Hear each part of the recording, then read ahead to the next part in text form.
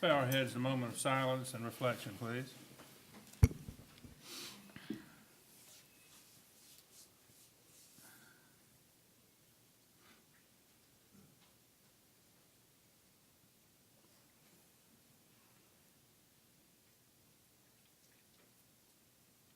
Thank you very much, and at this time, we certainly welcome all of you on this lovely evening, and it's going to be an exciting time. We're going to accomplish a lot, I'm sure. And those of you that may not have been here before, to my left rear on that table is a set of papers that will tell you what we'll be doing tonight, agenda and so forth. I encourage you, if you cannot hear or understand what is being said, raise your hand, and we will make sure that we speak up and into the microphone. All right? So at this time, let's stand and pledge allegiance to our flag to my right.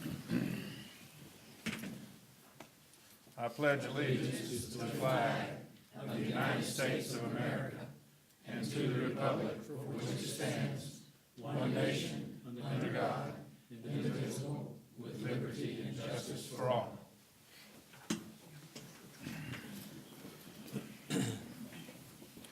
We're on number 4 of the agenda, consideration of approving the agenda as presented. Is there a motion for approval? Motion? Have a motion, is there a second? Second. We have a motion, second discussion. Hearing none, all in favor say aye. Aye. It's unanimously approved. We are now on number 5, approval of the minutes, possibly by, let's see, December the 19th meeting. Is there a motion to approve those? May I first, on page 7, at the bottom of page 7, the real property gift, should we make note at the end that no action was taken? Or is that not necessary? As I recall, it was, at the end, it was, you very clearly said, is no action taken. Madam Clerk, that's for you. It's not necessary, but I'm happy to add it. It's fine with me to add it. It's just clarity to me. Thank you. So noted, everyone understand the suggested Yes, sir. amendment? All right, anything else? Otherwise, is there a motion we approve? So moved. So moved, a second? Second. Second, discussion, hearing none, all in favor, say aye. Aye. It's approved as amended. We're on number 6 on the agenda, and I have a list of speakers tonight. I will call on them as they are listed, and tonight we have Mr. Larry Bloom, who's going to speak first.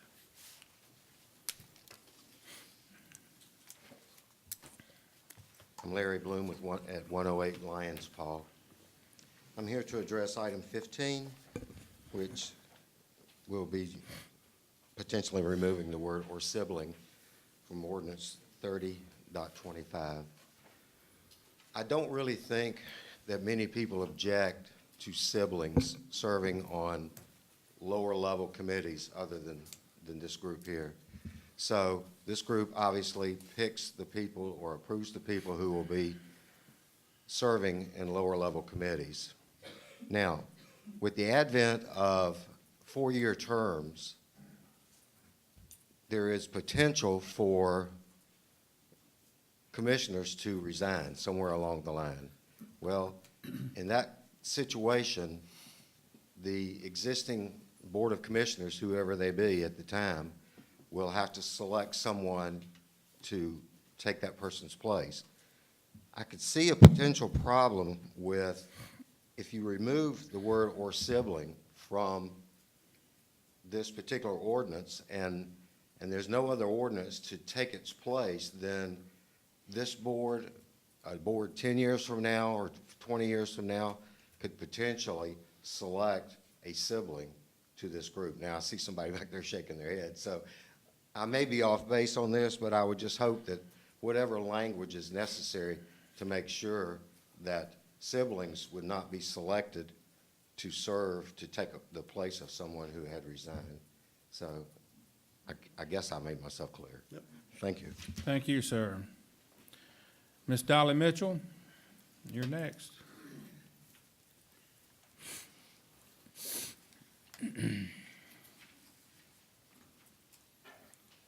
Dolly Mitchell, 132 Tarpon Drive.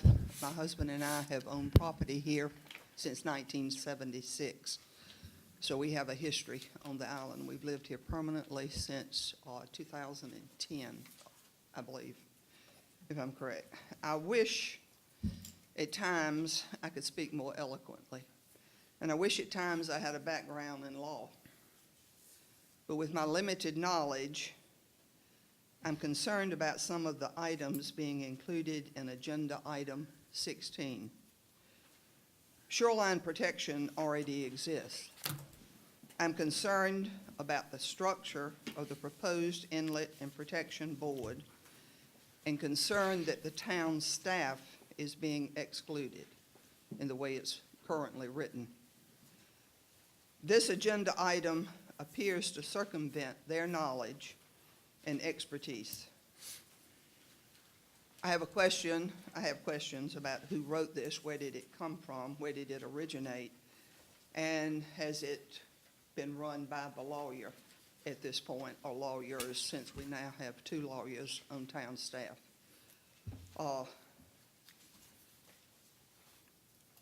According to what's written in the proposal, it's to be a 7-member board. According to what's written presently, the commissioners, of course, will choose those like they do any other committee. But the way it's written now, the commissioners will designate the chairman, the vice chairman, and the secretary. Presently, on the committee that I serve on, and the ones some of you serve on, we elect ourselves to chairman, vice chairman, secretary. I have concerns that you would choose to appoint who's in those position. It also does not delineate in the language, I don't think, whether a commissioner can be because right now on the audit committee, one of the commissioners heads up that committee, and this does not exclude that. I have some problems with the language. I know that you serve at the wishes of the commissioners, but the language is written that you can be removed from the board with or without cause. I can understand being removed for cause, but the only time I can think of that you would be removed without cause is if you differ with the Board of Commissioners and they don't want to hear you anymore. And I don't want that to happen, because I feel like if you do this board, it needs to be a diverse group of people with lots of different opinions. And the last thing the lawyer said this morning, and I stuck it out through the whole meeting this morning, was that any board should be diverse, have lots of opinions and lots of ideas. The language that you have says the town manager and his or her designee shall be responsible for providing all necessary technical, clerical, and logistical information and support as requested by the chairman. Shall not direct or interfere with the functioning. I can understand that because you want the opinions, but it also says, or refer matters to the Inlet and Beach Protection Board. I worked in education for 31 years. If I had not reported something to my principal that was important, that I felt like needed to come to his attention, I would have been fired. There needs to be open communication. I'm just concerned about that language. We've got a town staff who is highly qualified. We've been here 40 some odd years. We've seen commissioners come and go. We've seen town staff come and go.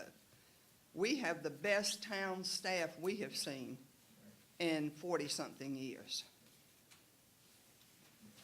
They have been trained. They know the law better than any of us sitting in this room, other than maybe our lawyer.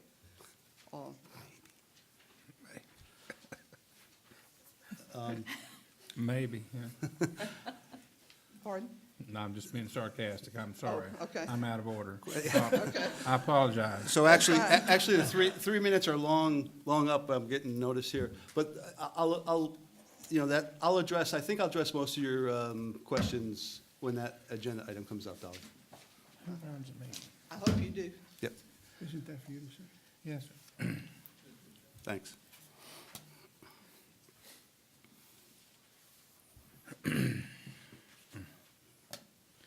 Flash hour?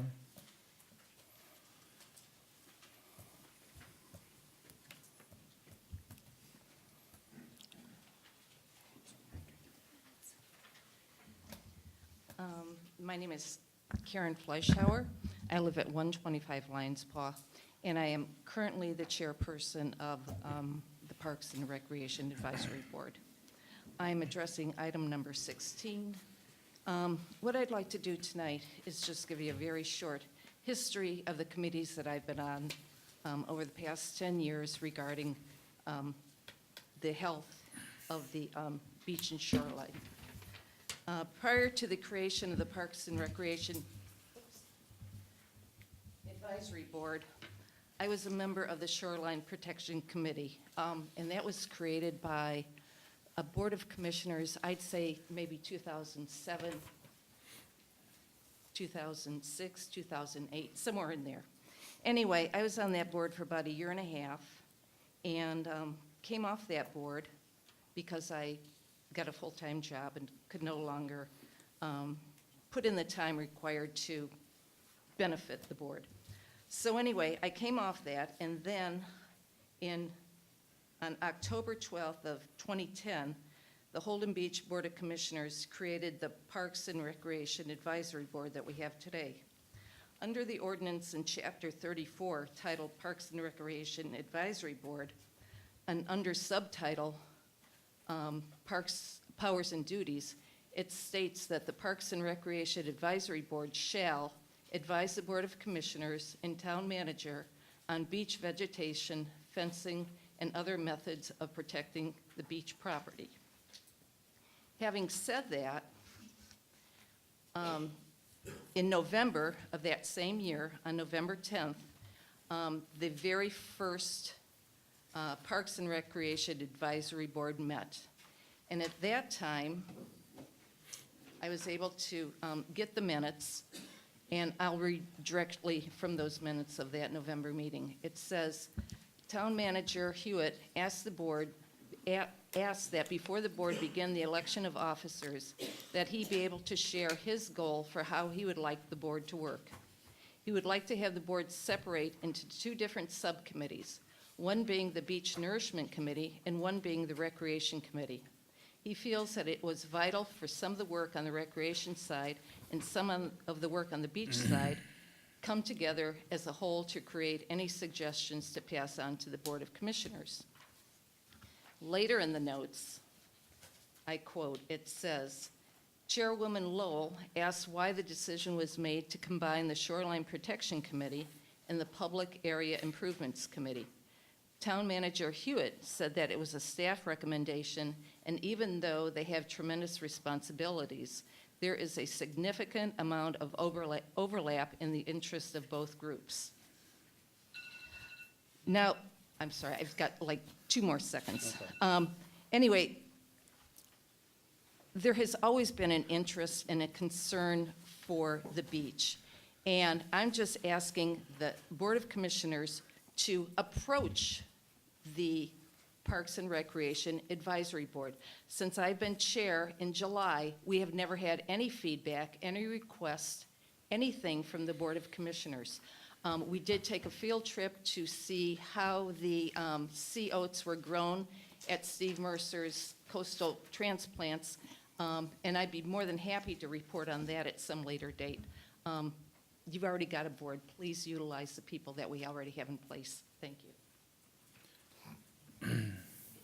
Thank you, speakers.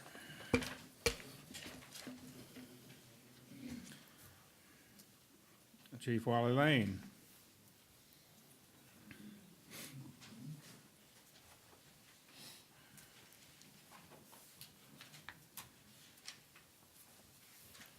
Good evening, everyone.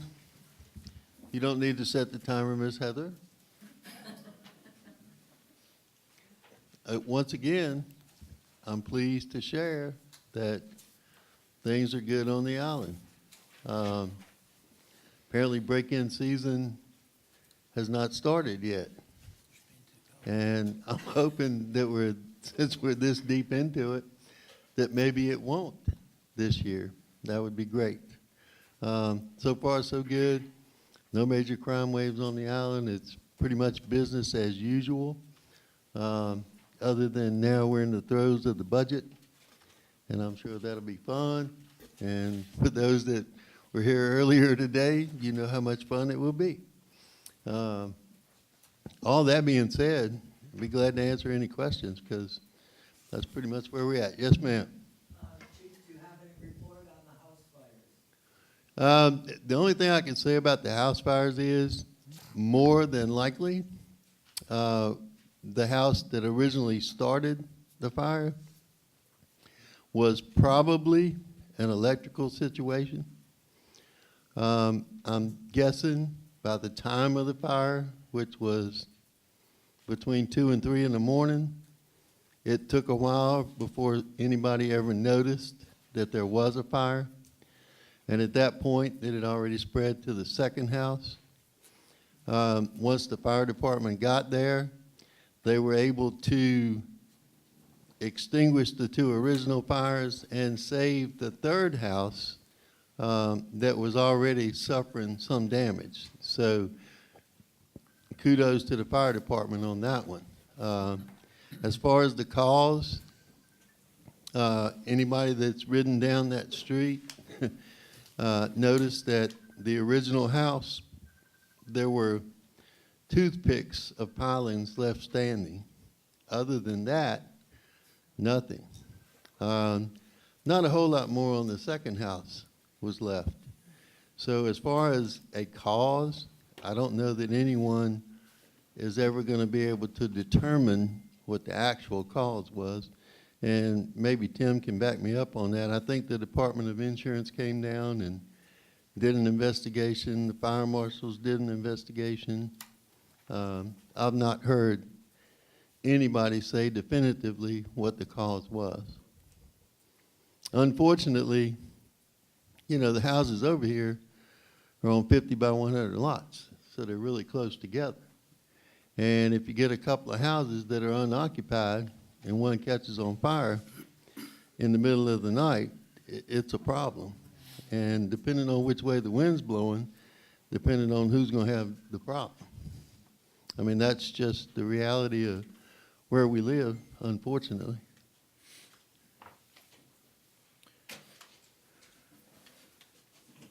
Anything else from anywhere else? No, sir. Thank you very much. I would just simply say I've had numerous phone calls from neighbors down there expressing appreciation of the fire department's good service and the police department working with them. The citizenry in that community are very pleased with how it was handled. The only other thing I would say is this. You don't need to make a run on food line tonight. I don't think the winter weather that we're supposed to get is gonna be to that extent. And if we kept the bridge open during the last one, I don't think you got anything to worry about this time. But we have already had it burned, just in case.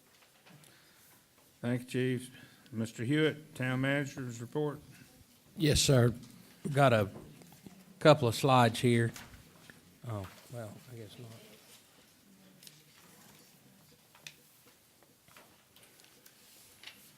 not. This is the macro budget to actual report by fund. Down the left-hand side, it shows our general, water, B part, and canal dredging funds, the revenues and expenses. What it shows in the blue blocks, that's the, basically, that's our cash position where we are today. We're basically ahead $1 million in the general fund. We're basically ahead $1 million in the water fund. Our B Part fund, almost $500,000. And of course, the canal dredging project, we're ahead almost $2 million. We haven't spent any money there. This report is as of the 31st of December, so this reflects a large influx of water and sewer assessments that get paid with your property tax. The tax bills have come in by the 31st, along with much of the revenue that is also tagged for the canal dredging projects. What this report shows also, the highlights, is that our cash flows are positive at this time of year, but it is illustrative of the fact that it's that time of year where we get a whole bunch of tax money in, a whole bunch of canal dredging assessments, and a whole bunch of water assessments in. Of note, and this is what I pay particular attention to in leveling out our cash flows throughout the year, is, I don't know if anybody knows it, but it's a requirement of the Fiscal Control Act that the first thing that we have to do whenever we develop a budget is that we have to pay our debt service. That's off the top. So we got a total in all our funds, beach fund, new town hall debt, water and sewer debt, all that kind of stuff. We've got in excess of $3.6 million of debt service. So as of the end of the second quarter, relative to our cash position, we've almost paid half of all our debt services at 44%. There's another long third that'll come due in the third quarter, and of course the last quarter, 20-some%, is due in the fourth quarter. So when you think that, well, we're ahead $1 million in that fund, $1 million in that fund, you got to remember there's another $1.7 million that's due in debt service off the top of that. So I know that's a 50,000 foot level view of our budget versus actual by fund, but I'd also like to point out that if you are interested in the minutia down at the line item detail, that every month we post the budget to actual online in the administrative finance section, and we're available to answer any questions anybody has, because like our revenues are cyclical in nature. We collect a lot of revenue at tax time, and then that money parses out to almost zero by the time summer gets here. But in appositioning concordance is the B Part Fund, which we take a lot of money in the summertime on the rentals. So some of our expenses are directly correlated to the tourist load, and we spend a lot of money early on in the year. Other expenses don't have to get made until the latter part of the year. For example, some of those debt services that come due. But that information is available, and the staff here is available should anyone be so desirous of having that type of feedback. We're available to answer it down to the gnat's eye on your dollars being spent. And that's, any questions from the board? We're in good position here. It's my opinion.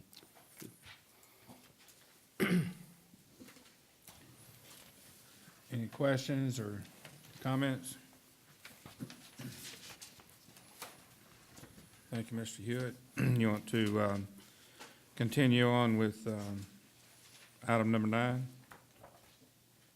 town clerk gonna do that? Heather's got that one.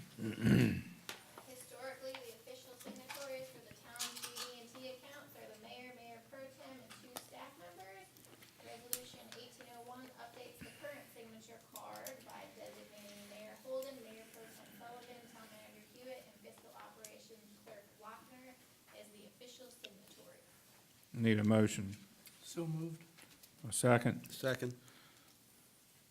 Motion to approve those signatures on the bank cards. All in favor, say aye. Aye. Assuming you didn't have any discussion. All right, that's unanimously approved, Madam Clerk. We're on number 10. Mr. Hewitt, This is the clerk's got this one. Per ordinance, the chairman of the Board of Commissioners Audit Committee shall be selected by the Board of Commissioners at the first regular meeting in January.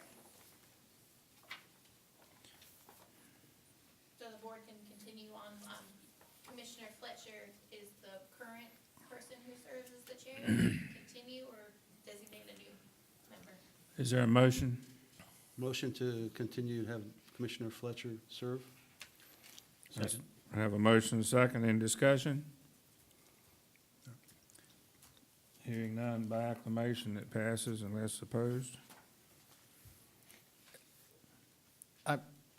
Can I comment on a relative matter, and it may be more appropriate for me to serve this up in the manager's report, and if so, just slap me down, y'all. But today, we had discussion on House Bill 436 and the requirement of having an engineer to review and recommend a new fee schedule for water and sewer rates as a consequence of House Bill 436 and the board's consensus at that time in accordance with paragraph B sub 5, other related functions as delegated or assigned to it by the Board of Commissioners from time to time. The board's consensus today was to get the audit committee to review and comment on that recommended fee schedule as it may come forth. We had a little technical difficulty today with our recording, and I would just ask if it's appropriate if we could reaffirm the board's consensus on having the audit committee to do that. For one reason, we haven't given them a special assignment before, and I just want to make sure that that it's captured correctly, and also for the edification of everybody in the audience. Sure, fair enough. Need a Do motion for you want a that? motion and a vote? Um, Do we require that? Mr. Mayor, Be safe to go ahead and do it. Is there a motion? so moved. Is there a second? Second. Discussion here none, all in favor say aye. Aye. Is that cleared up, Madam Clerk? Yes, but I'm sorry, I didn't hear the second, there was a, who made the I, second, sorry. I think I did.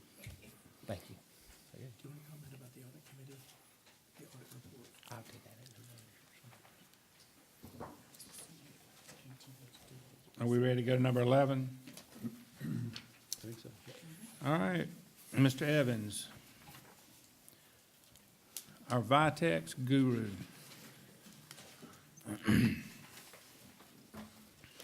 Good evening, everybody.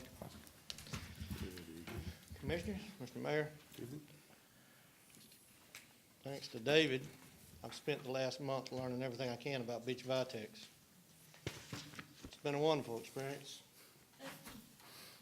You can find a wealth of information on Beach Vitex. Anything you want to know is on the internet. Just type in Beach Vitex. I'll tell you some things I couldn't find. And I talked to the leader of the Beach Vitex group, Ms. Branson. I also spoke to another one of the 4 folks who constantly wrote papers on this out of Whiteville, of Mr. Westbrook. And I talked to one of the original folks that was involved in this. And all the way through it, I learned about other towns, what they do, and all the other things. And I just came up with all this information. And I'll give you, in pieces and parts, as it pops back in my head, all this information. And with all these notes, I mean, there's a lot of it. And I can tell you that in 32706, we declared beach vitex in an ordinance as being something you shouldn't have. And we wrote an ordinance. That was 3 years before Lowe's stopped selling it. That was 3 years before it was ever declared a noxious weed in North Carolina. According to Ms. Branson, from what she told me, and she was the head of the Beach Vitex Consortium, the group, she's not sure if South Carolina ever considered it a noxious weed because it's native to Hawaii. There's several illustrations that talk about the fact that there was never any studies done to verify that it was ever an environmental hazard towards turtles. There's papers written by the same folks over and over again that talk about people who saw it as being a problem. And Ms. Branson said, she told me herself that they couldn't get any interaction with any outside agencies until they partnered, and she happened to be part of the Turtle Patrol stuff, until they partnered with the turtle folks, and then they started getting grants. They got two $30,000 grants down towards South Carolina, and then they worked their way up. There was 12 communities that wrote ordinances prior to 2009. Well, prior to the end of 2006, there was 12 communities that wrote ordinances based off the papers that were written by 4 individuals. Their names were Westbrook, Branson, C.A. Gresham, and Jack Weston. And those folks wrote papers to get it to the WSSA, which is the National Weed Association. They wrote papers to just about every association they could to try to bring awareness to what Beach Vitex was doing. I even talked to the first gentleman who worked for the Corps, who said he was one of the original ones that noticed it was taking over the beaches. And what it amounts to is at this time, if you're in Pawleys Plantation, which was one of the first places to write an ordinance, and most of these ordinances do look exactly alike that were written. And they mostly made it, if you had it on your property, you know what I mean, you had to get rid of it, and there was a certain way you got rid of it, and it basically mirrors our ordinance as to how you bagged it and all that stuff. But it left it up to the property owner to be the one to get rid of it. And I'm gonna imagine that the reason being it was never on a noxious weed list at that time, and they were basically getting grant monies to help try to eradicate it. They had located it on several places. We were never one of the original places that I can find that was ever identified, but yet we had joined in as an ordinance. And I'm assuming it was one of those things where you went from, we do it here, beaches do it all the time now. They realize a problem, so they go to another beach. And so it kind of moved itself up. Well, we were one of only 12 communities that had such an ordinance. That didn't ever expand. That was out of the original ones. It never really expanded beyond those 12 communities. And they all adopted that ordinance, and I'm assuming that ordinance was probably language that was written by one of those 4. Of the 5, Brady Branson was not, I don't think she was one of the folks that wrote the papers, but she was part of a Turtle Patrol, and she became in charge of administering the programs. And she's one of the last folks I talked to. I talked to her in detail. There are no funds out there available. There are no more people writing papers on it. She basically said that everybody that was involved moved on, and there's not much interest. In Pawleys Plantation, they basically say if you find it, get rid of it as best you can. It's your responsibility. There's some other places that are taking some more proactive measures, but I don't think there's anybody who's physically going out as far as a town and taking care of this stuff. Now, in 2013, we were notified that they wanted to come do a survey here. Well, I had just gotten here, so I was assuming that we were resurveying places that they knew we had. The truth of the matter is, they surveying us with a few other communities they had never been to, so that they can make application for more grants. We had 19 locations. We still have 19 locations. The studies that were done for removing it were based off of papers written, were off the original paper written by, I think it's Mr. Gretchen, C.A. Gretchen from Clemson. He wrote the original paper on how to get rid of it. It seemed to kind of trickle up the line. Well, the latest paper comes from NC State. Some of the original documentation, which I have here, states that you cannot kill it by spraying the foliage. But there are documentations from Florida, Alabama, Georgia, that say likewise at the same, say opposite of that at the same time. There's one that even goes as far as to say that 41% glyphosate won't kill it. That's 100% Roundup. I'm just no country boy, and I work on the farm, on my little farm every once in a while. But I'm gonna tell you, if glyphosate won't kill it, you know what I mean? You need to call a horror movie show or something and have them start making a movie. Well, the truth of the matter is that NC State did one. They say that one of the best ways to kill it is to spray it on the foliage. Now, here's what I've learned through my research, and they don't have any records that show they ever eradicated a single solitary spot. Miss Branson told me that themselves. They were treating it, they were going out. They had these theories and processes and these papers that were written, but they never really evolved.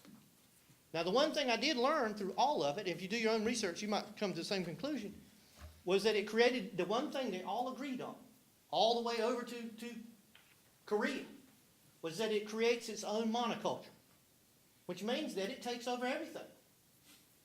Well, their theory, in my opinion, to go out and scrape it and try to kill little sprigs of it was contradictory to what they were trying to do, which was save some of those other endangered species. Well, they were being killed out anyway by it. The original stuff that came out before they started writing all those papers said that what you need to do is kill it, spray it and kill it, and then replant those plants, or give them an opportunity to come back. And that is, I think, maybe in the ordinance, I might be wrong, but it's in somebody's ordinance that you do that. Now, I don't know if people realize it or not, but some of these chemicals have evolved over time, so I'm not going to badmouth the research that was done originally, but glyphosate now has its own suffocant. When it first came out, in order to get it to stick to waxy leaves, you had to put something in it, like detergent. It would just roll right off and it wouldn't kill broadleaf plants.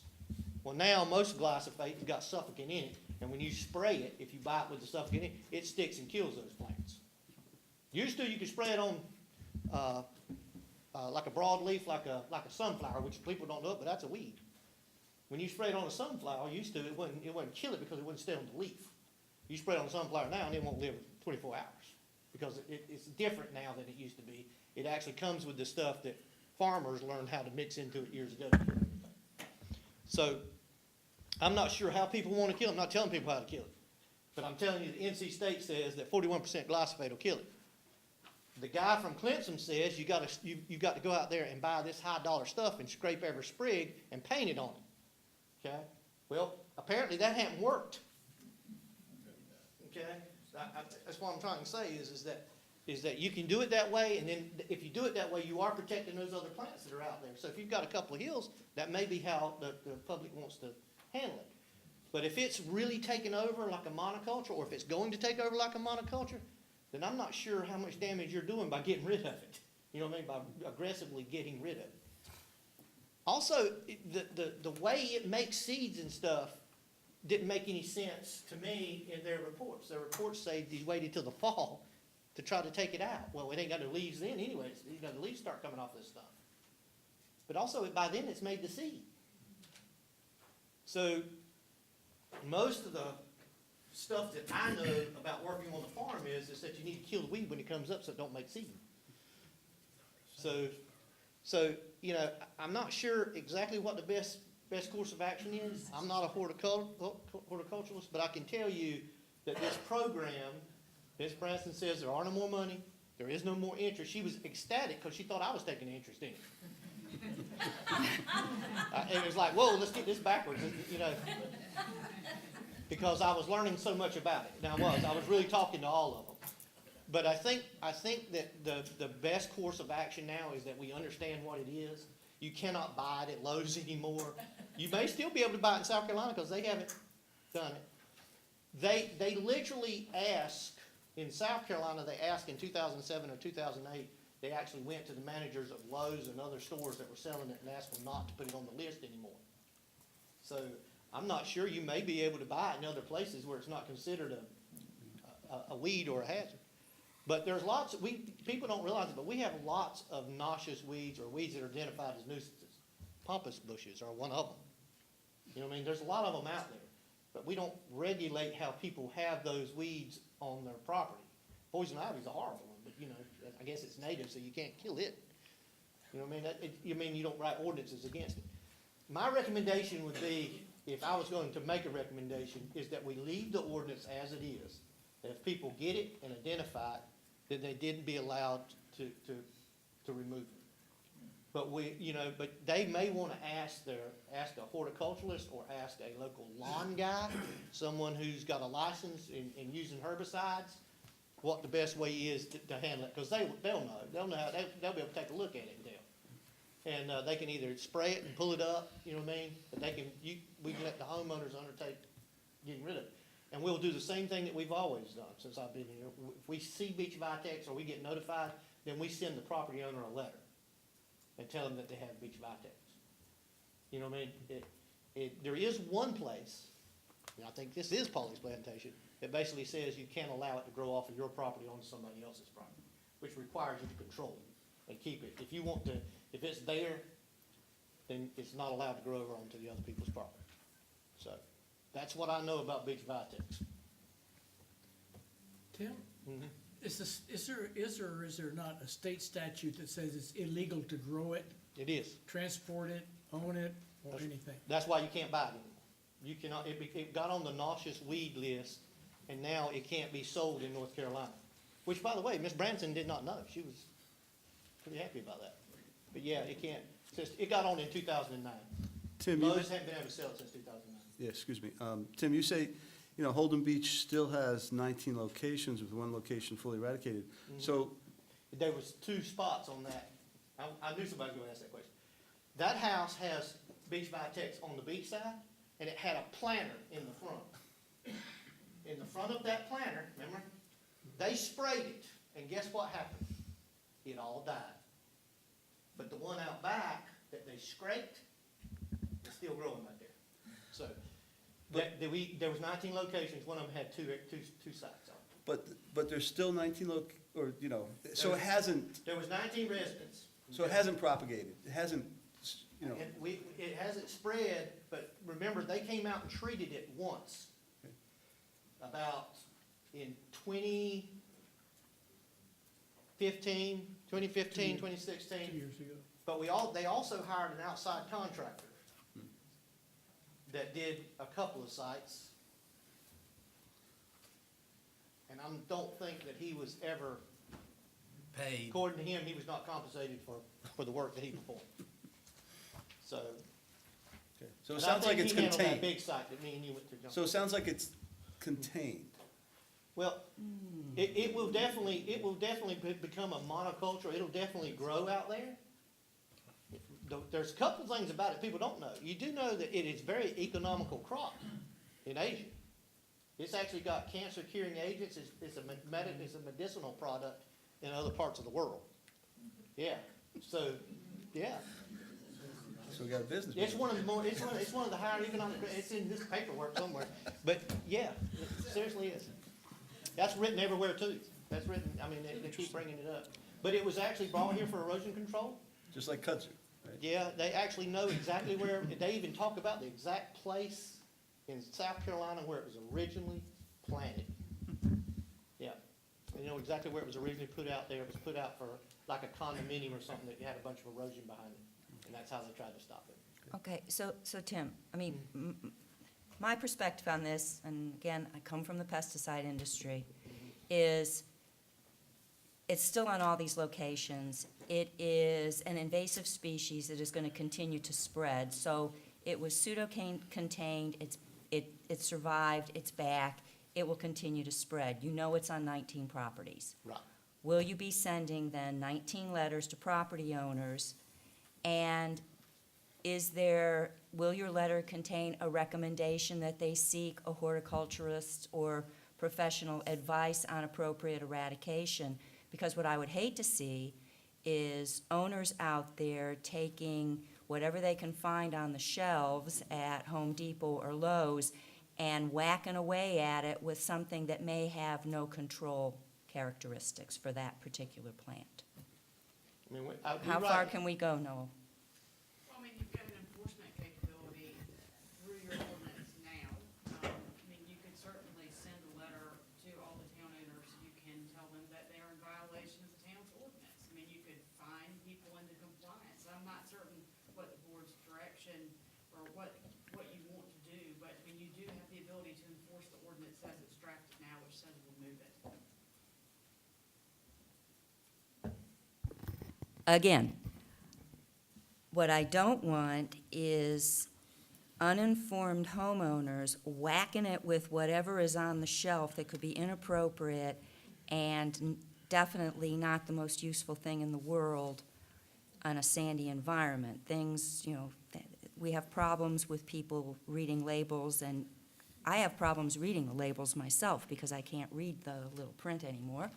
So can there also be a recommendation for them, a recommendation that if you are not aware of the appropriate ways to handle this noxious weed, we recommend that you contact a horticulturalist or a, something, so that we give them some guidance. It's like this is not an easy to control thing. Yes, you can absolutely put that in the letter. Yeah, so I agree, so we should, I don't know who would do that, but give the town, sounds like you're the expert, Tim, anyways, so, Well, to start off with, everyone who's had treatment knows that they've had treatment. Well, and here's why, because we actually had to contact them to tell them they needed to give the task force permission to go on their properties. Because the task force wasn't part of the town's government. So so they all know that there was someone who went out and treated what they had. They also know about the ordinance because we sent them a copy of it. The difference is there's not a grant. I guess that's what I've been telling you the whole time. The monies are no longer available for everyone to tap into that task force. And it would appear that the ordinances had been designed to create a platform for the task force to go out and do that. do it, right. Originally, that, you know what I mean, the Vitex was there. Now, we've got an issue, we wrote all these papers, we got an issue, and now give us grant money and we'll go out and assist these folks, kind of thing. But we don't have that last part of that anymore. And we can send letters to all 19, we know exactly where they are. And we can send letters to all 19 and we can recommend that they get a hold of a horticulturist or landscaper, you know what I mean? A professional Professional applicator. who's, yeah, A who's, professional applicator. right, but you gotta remember now, everybody in here has probably taken weed killer to some kind of weed in their yard at some point in time, you know what I mean? And so, you know, people, if they choose to go some other route, I don't know how you would regulate that. We can send them the letter, but that doesn't guarantee that they're But gonna, I think that's a good start. yeah. Yeah. So, So, Any more discussion on this item? so you send that letter? Yeah. But I think the reason I'm up here is because me and Noel kind of spoke briefly before, but I think the intent was that whether or not we need to look at the ordinance, and I don't think we do. Okay. The ordinance is pretty, that's why I'm back up here. That was the original thing, so. All right, we ready to move Thank you. on? Mr. Evans, you still up? Shell Drive. Okay, I don't have a single solitary one of my notes for that. So I'm gonna read the letter. Well, I know why. I told David I was just gonna lecture on this one. Okay. I think at some previous meeting, we had a gentleman that caught up, I don't know, is he here? That talked about speed bumps on one of the streets down there because people were turning around. And they're turning around because they get down there, and of course, we gotta remember that that's not happening every day, but it is happening. It's happening more on our holidays and at other times, and of course, that even makes the traffic worse. But they're doing it because of that gate. But it isn't primarily, it's not a new thing. It's been happening for so long until our ordinances even reflect that there's been an issue down there since '89.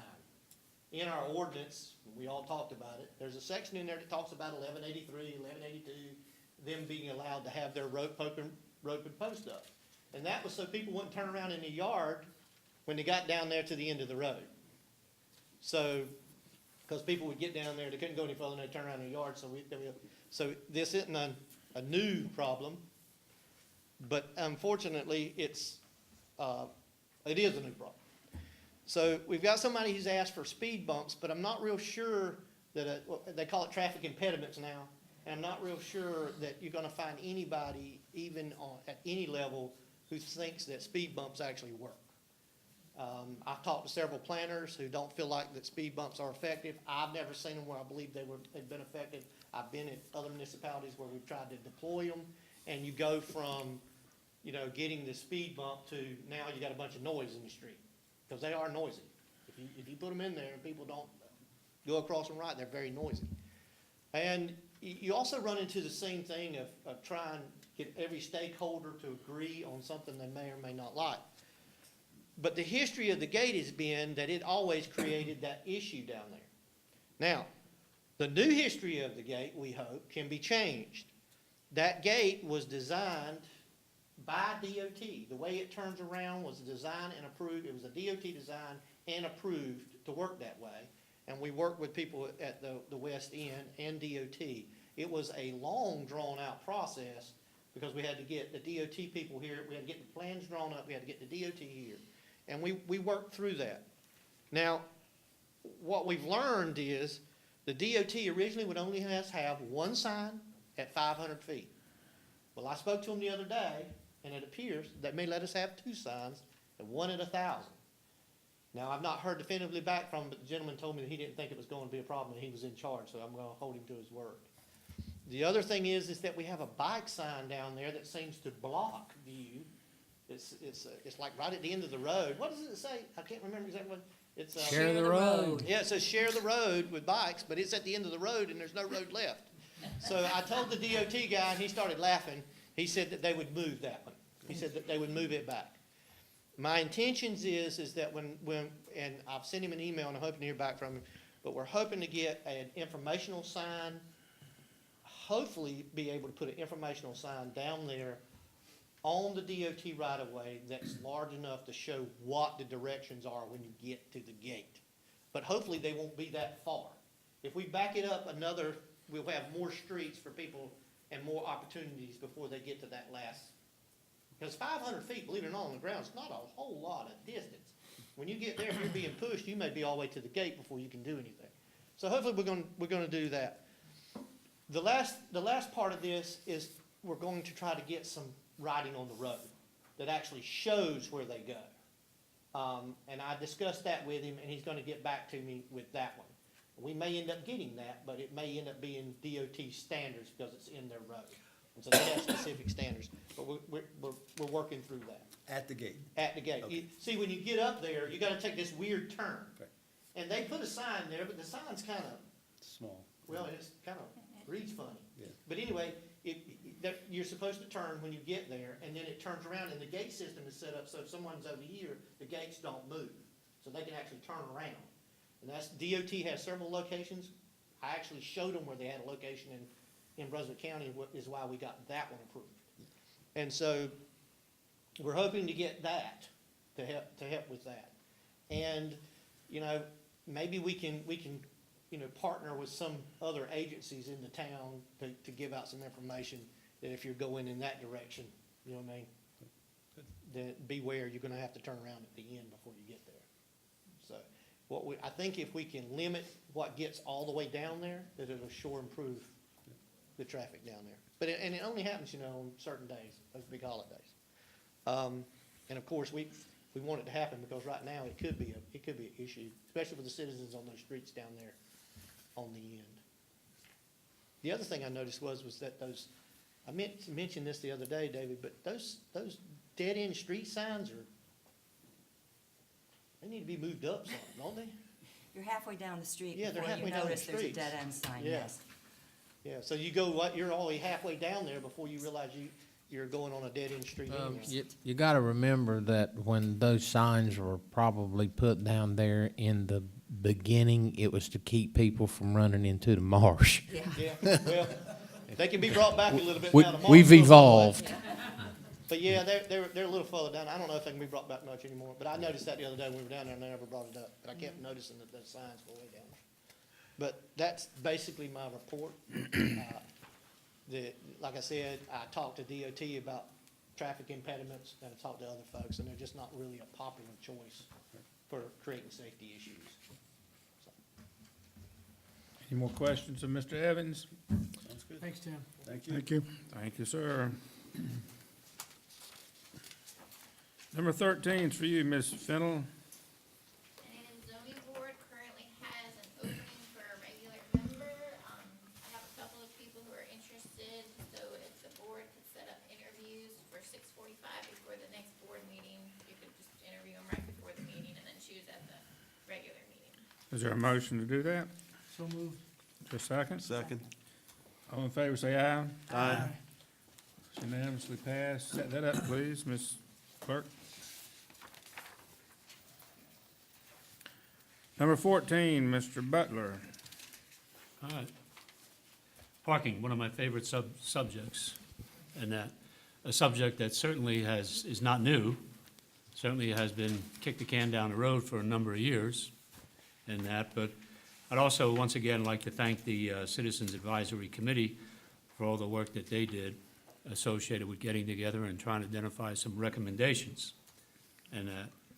And parking, again, you know, to me, you know, it's a challenge, and it's not a new issue in that. So what I've done is I've gone through and identified from the committee's report, the Citizens Advisory Committee report, and tried to identify phase one, trying to identify reality, trying to identify potential cost constraints, timing, and taking a lot of things into consideration.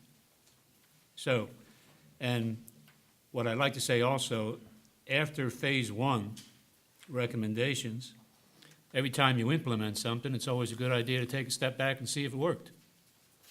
And if it doesn't work, then go to the next recommendation or the next phase of it. And so please keep that in mind. Also keeping in mind that I believe that phase one, the action steps that have been recommended are certainly doable and can be implemented before the season starts, the summer season starts. And I can go over each of those with you to develop a visitor map for parking locations throughout the island. And also, I received a recommendation that if we're going to take the time to go through the maps and put a map together with that, we should show amenities, such as restrooms, porta-johns, showers, crosswalks, handicap accesses, and handicap parking.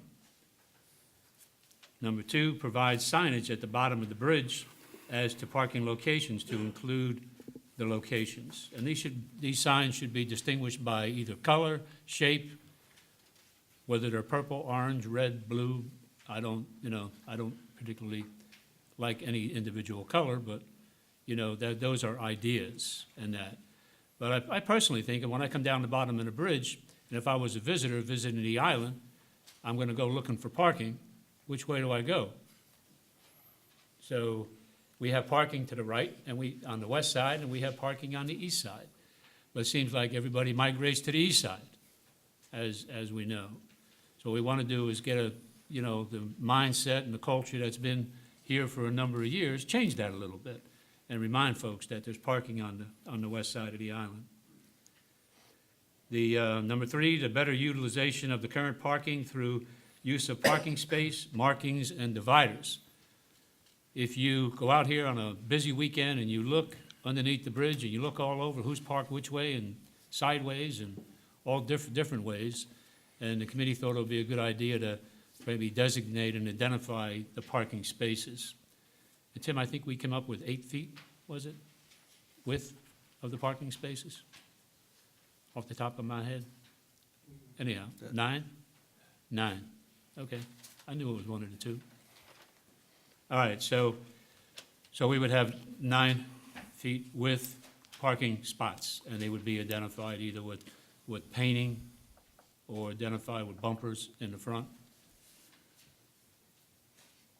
Property, number 4, property owners have an option to preserve their property, to have the item in the right-of-way to clearly indicate to the public that this is an area that is not approved parking. The item must not obstruct or create a safety issue as outlined in the current town ordinance. Now, the committee didn't come up with this one, but I came up with trying to come up with a number that the height of the individual item should not exceed 3 feet. Once you get above 3 feet, then there is the potential or possibility of creating a safety hazard, not being able to see if somebody's pulling out of a driveway and that. So we got to start someplace, so my recommendation is no greater than 3 feet. If there's any town ordinances impacted by these changes, we should revise those accordingly. Develop a communication plan regarding the parking revisions to improve the parking issues on the island. This should include various media sources such as the website and possibly putting it into the banner, publicizing it into the banner. What good is having a process in place if we're not going to use media to identify and advise the public of what we're doing, to include our residents on the island?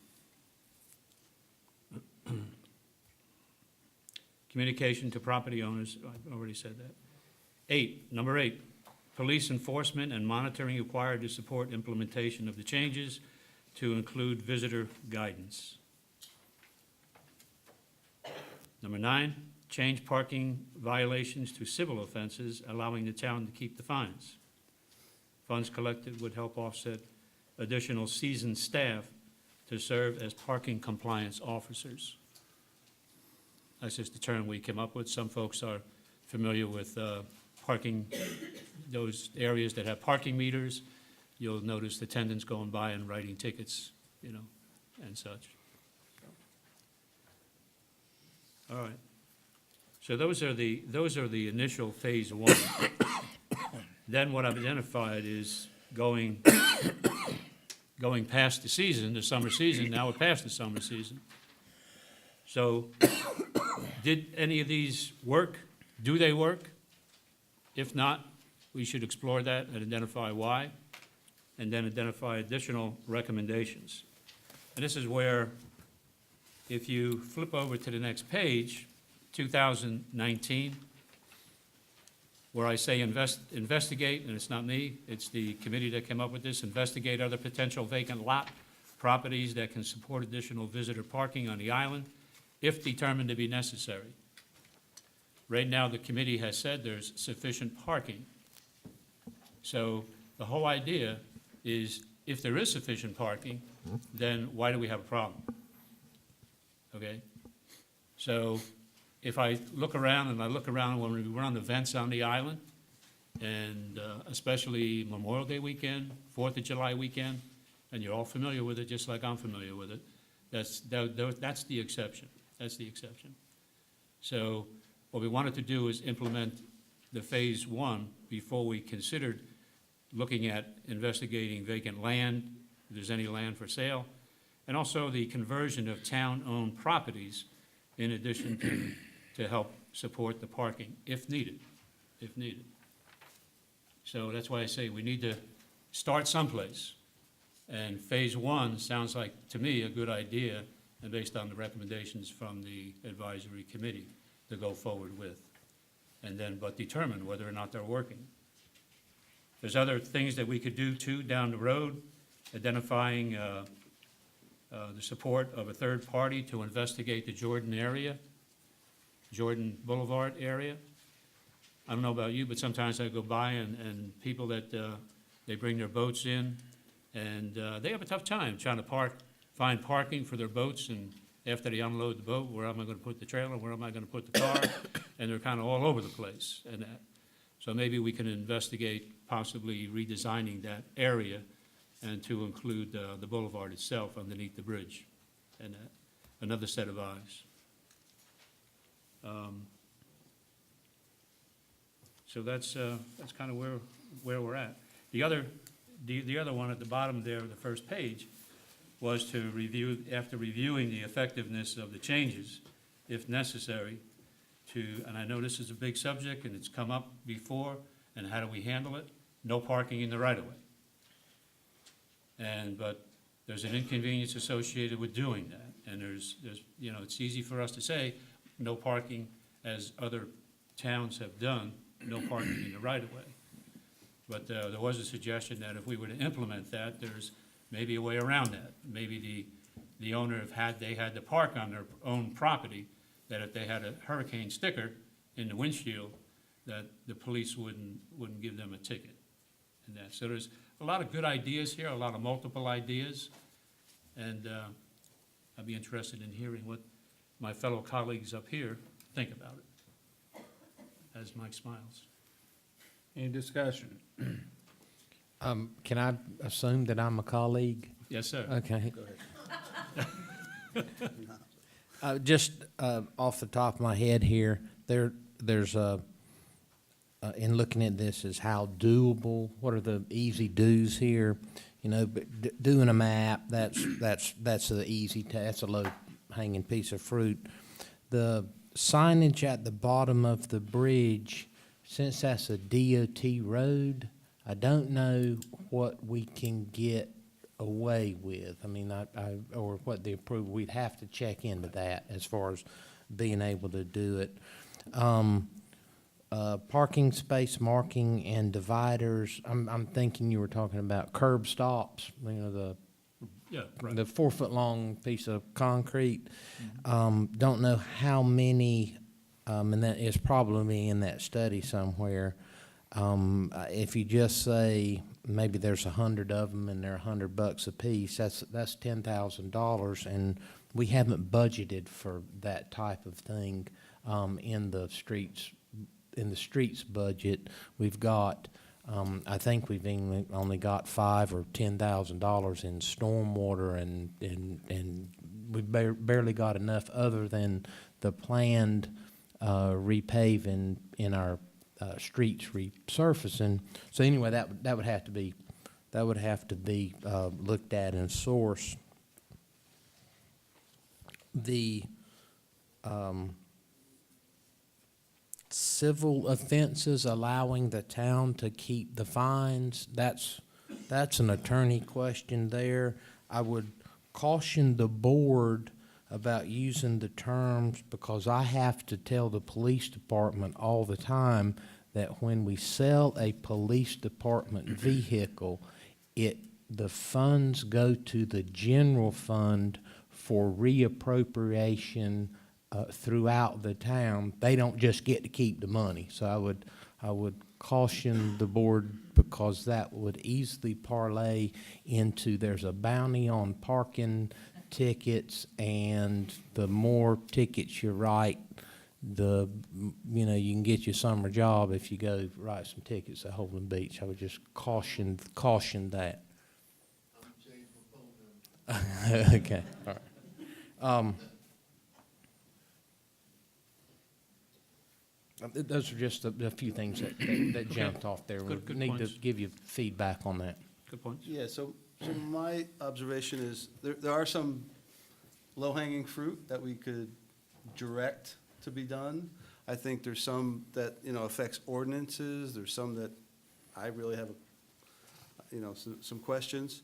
So, should we divide, this is a question to the board, should we divide each one of these up and figure out,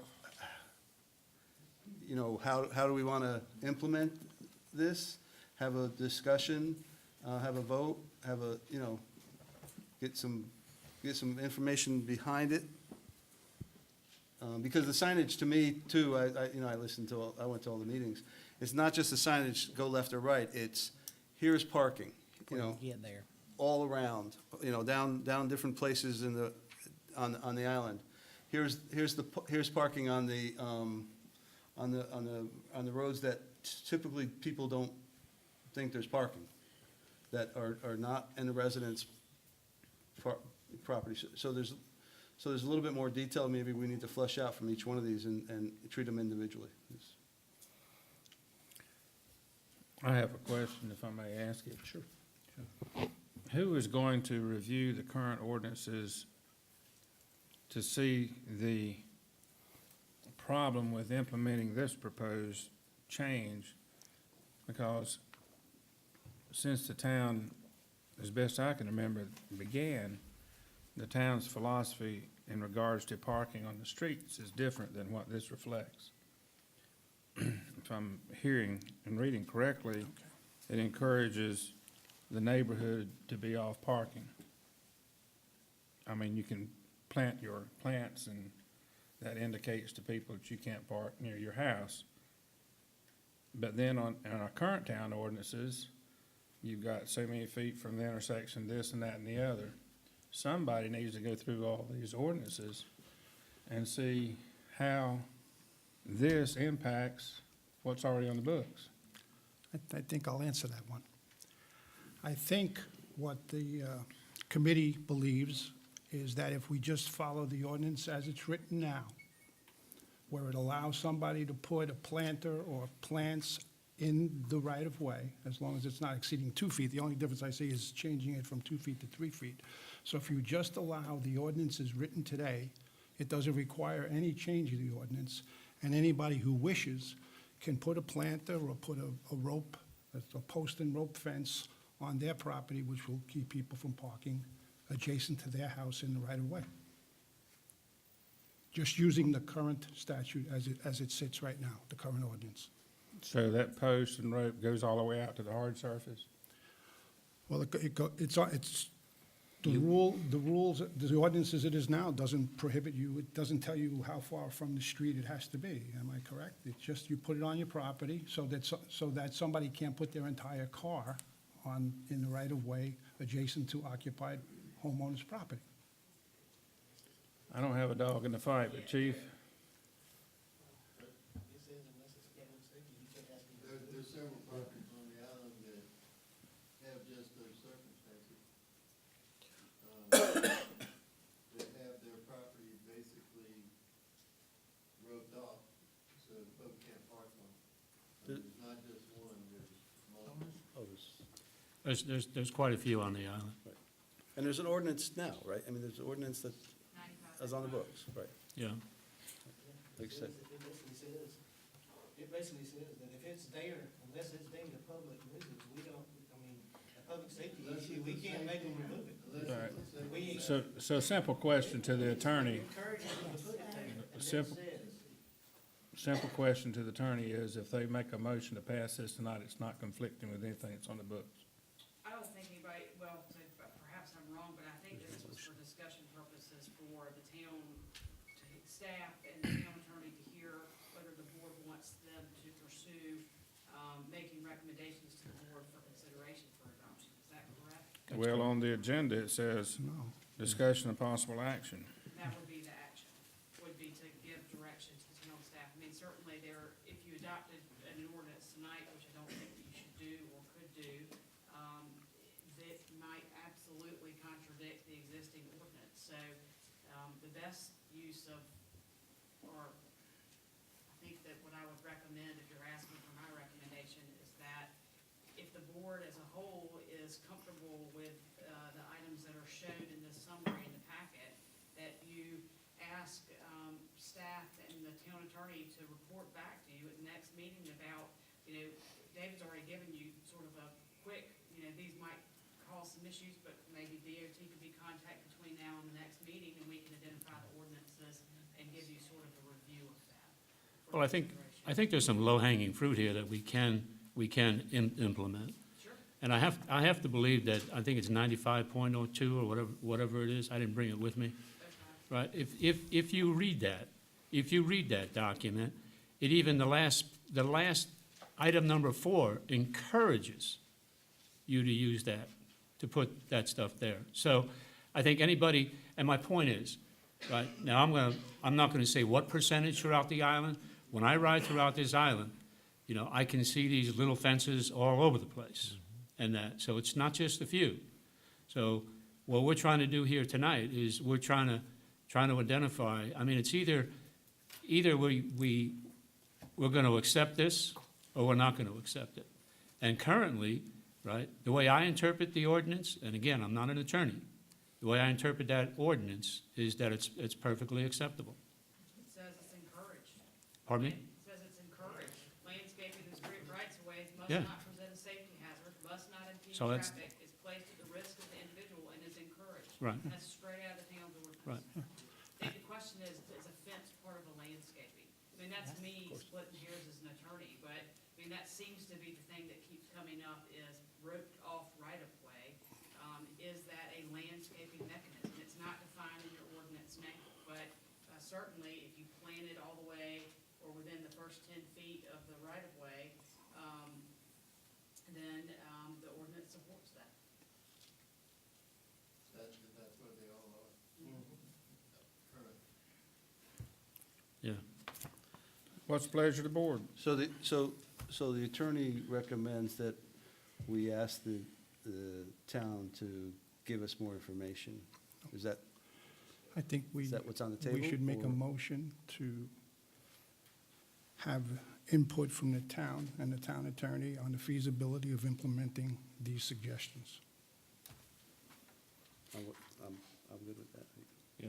Sounds like a good idea to me. Did you hear that? Yeah. Didn't hear completely. Okay. Said that we would make a motion that we submit to the town and the town attorney the proposals that we have and and they can come back to us with the feasibility of implementing them. And is this individually for items 1 through 9? Whatever it's, So whatever, it's, we want each one addressed, Yes. items 1 through 9? yes. Yes. If I could ask for a further clarification, your motion said to the town and the town attorney, I'm assuming you meant town staff. Yes. Town staff. And I guess I would ask, just when you were talking about putting the cement bunkers, could you cost out what it would just cost to paint those lines? All right, we have a motion on the floor. We need a second. Second? All right, now, any more discussion?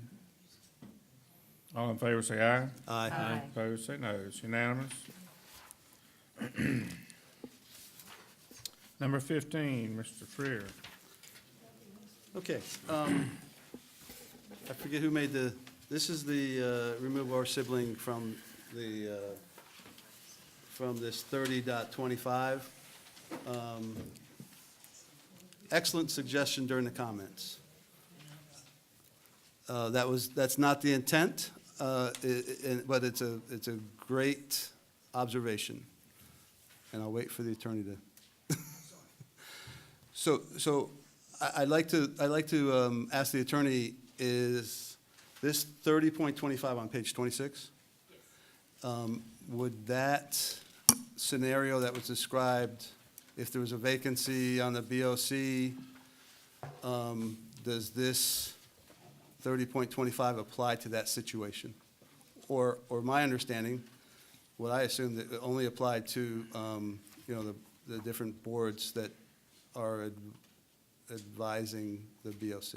It's an interesting question. Right. Specifically because by statute, the board would appoint pursuant to the state statute a new commissioner. The manner in which that was done would be a public process, but the board would determine how they were going to seek applications or whether or not they were just going to appoint somebody. So, But is that being that said- defined by this ordinance?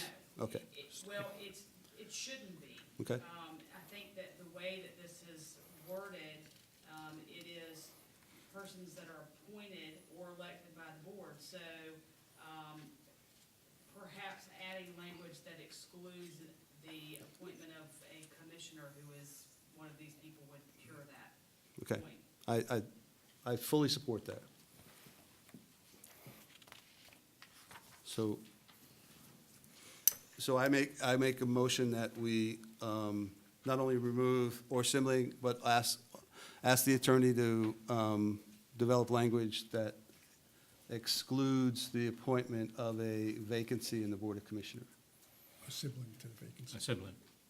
Or what I would say. No, this whole shall not ordinance. apply to the appointment of a Right. vacancy on the Board of Commissioners. Right. I want To make sure do I'm two clear. things. So I'm asking to do two things. My original, and then add that language to this ordinance. But this would not preclude the board from electing a brother or sister of the board member who's leaving. Am I correct? The board, so that commissioner would not be on the board. Hmm. So if there is a vacancy, then that commissioner. Is no longer on the would no board, longer be and on this the is not board. an issue. That's correct. Okay. What it would prevent is if. A brother and sister pick on- on somebody, if Mr. Freer, if Mr. Freer resigns and you want to appoint your brother to fill his seat. it Oh, would no way. prevent that. You don't know my brother. And making an example, so, Okay. yeah. And I think that addresses the issue. Okay. And I didn't even think of that. That was a great catch. So Madam Clerk, did you get my motion? I have it as remove or sibling and ask the attorney to develop language that excludes the appointment of vacancy on the board. I think that just language that says this shall not apply to a vacancy, the board's appointment for a vacancy on the Board of Commissioners. Of the Board of Commissioners. One sentence. Board of Commissioners, right? I'll send it to you right now. Is that okay as your motion? Absolutely, yes. Yeah, that works. Is there a second? So moved. Madam Clerk, would you read the motion? She's sending it. Change it to me. Okay. So are we gonna take a break? While I've got- she's- You She's correct me quick. if I'm She's wrong. quick. Remove or sibling and ask attorney to develop language that says this shall not apply to a vacancy on the board Of Commissioners. of commissioners. Are we waiting on her to do that, or are we gonna Think move it's done. forward, or what? I think just We can a move forward. motion to include sibling and a sentence that says this ordinance shall not apply to a vacancy to be filled on the Board of Commissioners. You You're said, gonna develop it anyway, Yes. so I just Yes. need to know Right. that you are It's got it. developing. And it's an ordinance, so we can't adopt it right now anyway, right? So, That's right. okay, so it's an ordinance. okay, we have a motion and a second on the floor. Is it your desire to vote for the motion now, or are you just gonna put it on the agenda for the next meeting, or what you wanna do? You said you can't take action now. Right, we can't take action now, so we'll put on the Agenda. next meeting to, But you wanna take action on the motion that you just yeah, made. yeah, absolutely, Right. right. All right, everybody understand where we are? Yes, sir. Yes. Yep. All in favor, say aye. Aye. Opposed, say no. Get to work, Madam Attorney. All right, are we through with that? May I ask for a 5-minute recess? Now, you told me you could go along with 6 hours. But I think this might be long. Yeah? Yeah. Thank you. 5 minutes. All right, we're back in session. I hope everybody feels better. Everybody's awake? We are on number 16, I believe, Mr. Freer. Yeah, so let me give some background to number 16, and I'll make a motion. So the background is, if you're in this morning session, we heard from the environmental attorney, and very complex situation as far as the inlet and as far as the beach renourishment and as far as obviously the terminal grind. So there's a lot of issues that are on the table now and probably in the future, right? We'll probably have another central reach. We'll have, the inlet in itself is a very complex issue. My understanding is the county board is discussing Oak Island and our permit, this permit, that probably very few people know about.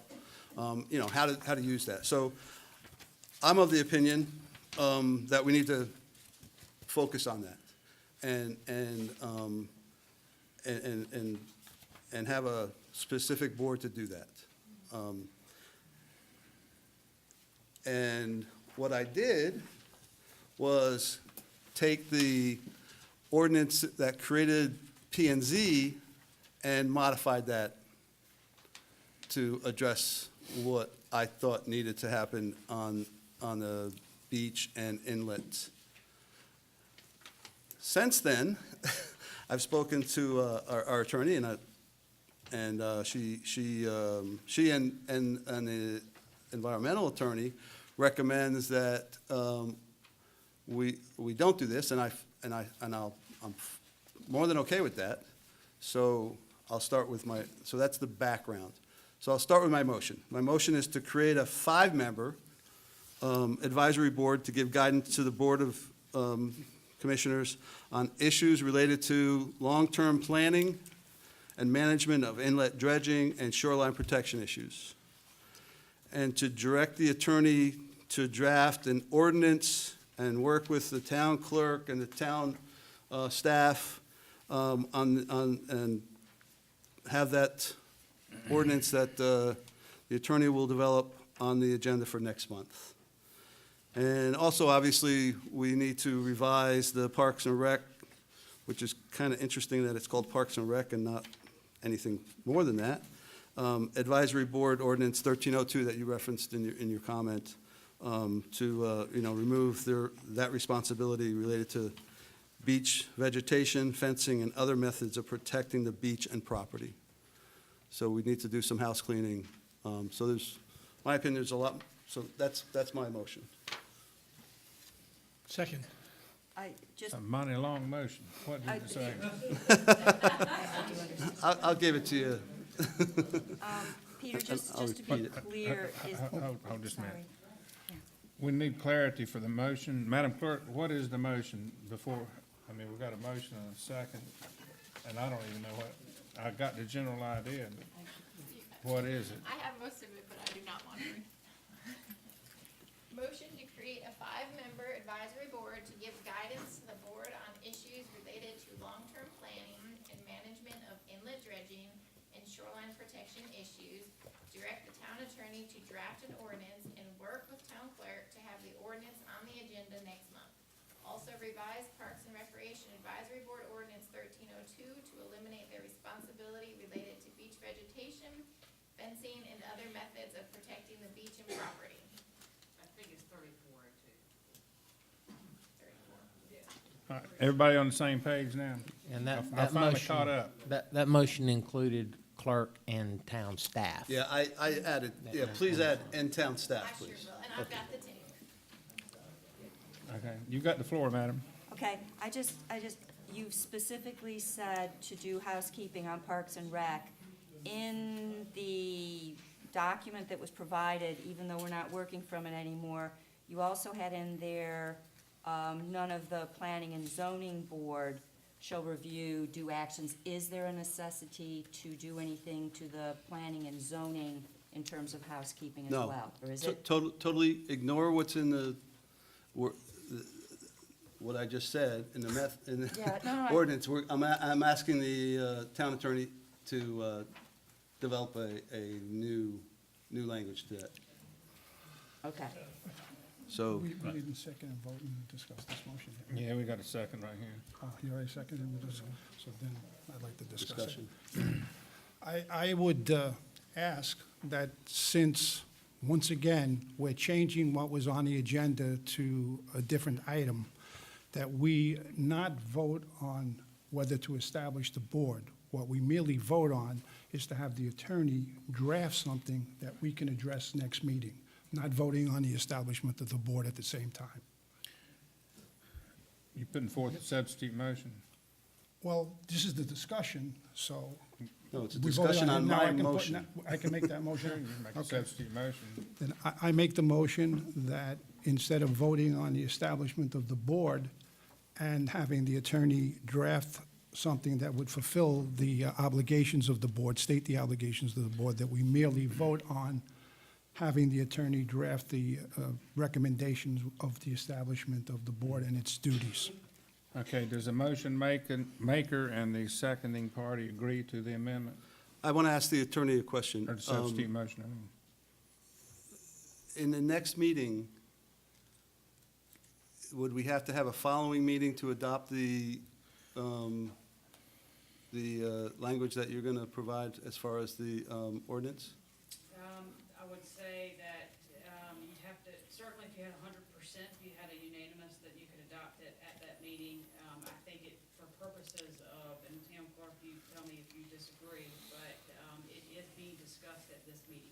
So it's the first time the subject matter is introduced, is the rule of thumb on, what the voting requirement is for adoption. So does Mr. Sullivan's, All you have to do is say, yes, you agree, or you don't. We've got a point of order here. We've got a substitute motion on the floor. If you and you agree, then we'll be discussing his motion. okay, I agree. I agree. Okay, all right, so the motion is to put it to the next meeting, right? No, I want to discuss his motion now. That's, Okay, all right, that's fine.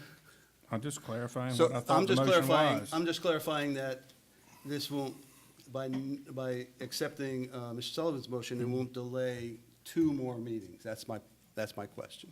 We can But you're- present it as an yours wasn't an actual ordinance because it was yours. The board is directing us to prepare the ordinance if this passes, so it will come as an ordinance next. To be voted on. And that to be voted on? Correct. Okay, fine.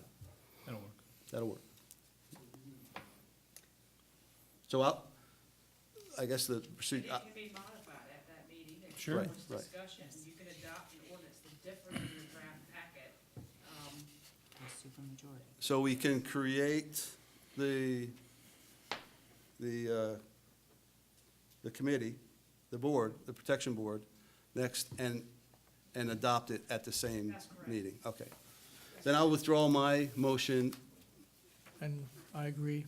I second that. Well, you don't need to do that, you've already got his on the table. Yes. And has that one been seconded? I will second. Okay. All right, let me see, and you guys correct me if I'm wrong, but where we are at this point, as I understand it, that's supposed to be chairing the meeting, we had a motion, we had a second, we had a substitute motion, which you and you have agreed to. And right now, as I understand it, since there was already a motion and a second, they've agreed to go with his motion instead of theirs. We are now ready to vote. Is that not correct? If I could, Okay. Fair enough. if I could add a point of clarity, ask for a point of clarity, that we were directed to, re-wicker the ordinance for, this new committee, but it should also include a codicil to do Parks and Rec also. So it would Right. be there's gonna be Two actions two different ordinances coming forth through the same motion. through the same motion. So since we're adopting Mr. Sullivan's motion, he needs to add that, correct? Did you include that in your, I did not. I was trying to get a helpful hand in there. I know, but I can. Okay, so now we've got a decision to make. Go ahead and vote on this motion as it is, or to change the motion again. Now, if you'd like to amend your motion to include that, we can do Okay. that. I'll amend the motion that I made All earlier. right, you agree to that? I do. And you agree to that? All right, now we're back to voting. All right, does everybody understand where we are? Absolutely. Yes, sir. Are you ready to vote? Yes, sir. Yes, sir. All in favor, say aye. Aye. Opposed, say no. Okay, passes unanimously. You got that?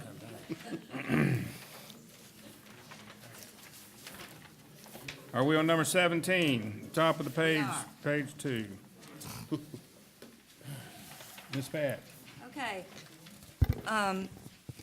Since there are 3 new board members, and we know that part of the Board of Commissioners' responsibility is to evaluate the performance of our town manager, I was wondering how we would go about understanding how a performance appraisal is done. And I did ask for some guidance.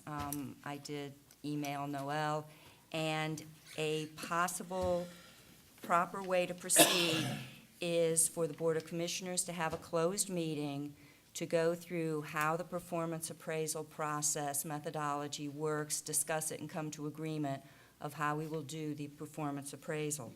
So I want to make a motion to hold at a future date to be determined based on availability, a closed session to consider items related to personnel matters, specifically methods and procedures for evaluation of the town manager's performance.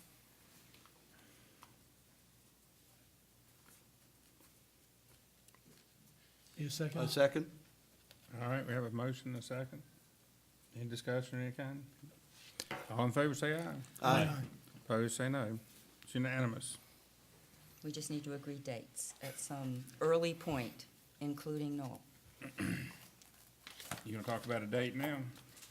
If everybody has their calendars, Well, I have a consolidated y'all's calendar from going through the budget exercise, so I've got your blackout dates.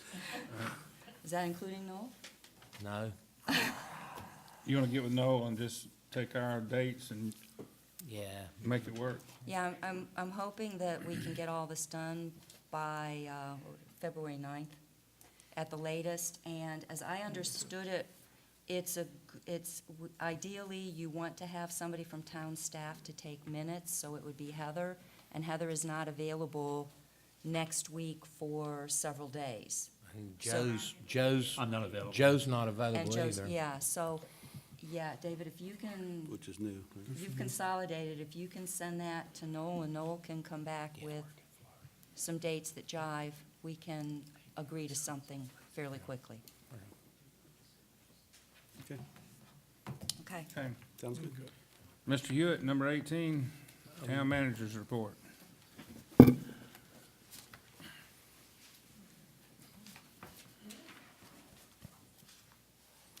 I still hadn't heard anything on the flood map status. If anybody else has, please share. We're in a vacuum, the black hole of where the flood maps are. I do not know. Update on the Lockwood Folly Inlet dredging as to what the Corps is doing with the Murden. The county has forwarded their $168,000 to North Carolina DEQ to be passed through the memorandum of agreement to the Corps. A letter requesting that one-half contribution, which is to $84,000, is forthcoming to the town. So the administrative pony has ridden there, and that should be arriving sometime soon. And as I briefed before, I'm going to be bringing that, even though the money's in the budget, I'll be bringing that to the board prior to releasing the funds to the county for reimbursement. That dredging at this point in time is scheduled to be the Murden, which is a hopper dredge, and what I understand, it should happen the first week of February. Now, it's the Corps schedule. I'm getting that secondhand information. I don't know if that's will hold true. And again, since that's a hopper dredge, that sand placement will be placed in the near shore of Holden Beach, somewhere west of Amazing Grace. The Corps makes that determination on where they're going to drop it. There has been a piggyback investigation by the county to see if the potential for economies of scale exists between the Curry Beach and the Ocean Isle Beach Shoreline Protection Project exists, i.e. when the big dredge comes by, can we get them to clean out the inlet? That's not looking like a practical exercise at this point in time. It's the end of January, and the permits are only good through April 15th, Easter. I don't know if for a number of different reasons. It looks like it's going to prove to be logistically impossible to get done, but they're still working on it. There was a meeting tonight.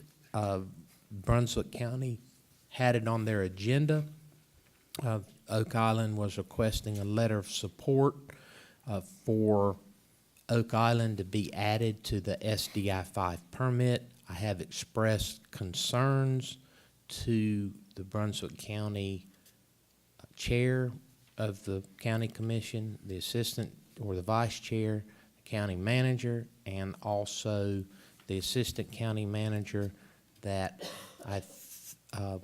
I was not aware of Oak Island communicating with us in order to get our input on being added to the permit.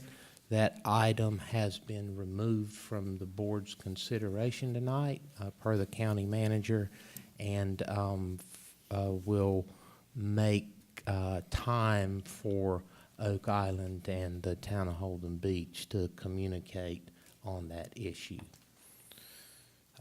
Water line testing, Excuse me, I just have one question, and maybe it's just me. But when I read the article, it says on Tuesday, the Brunswick County Board of Commissioners will vote on authorizing a letter. They could just go ahead and do that without communicating?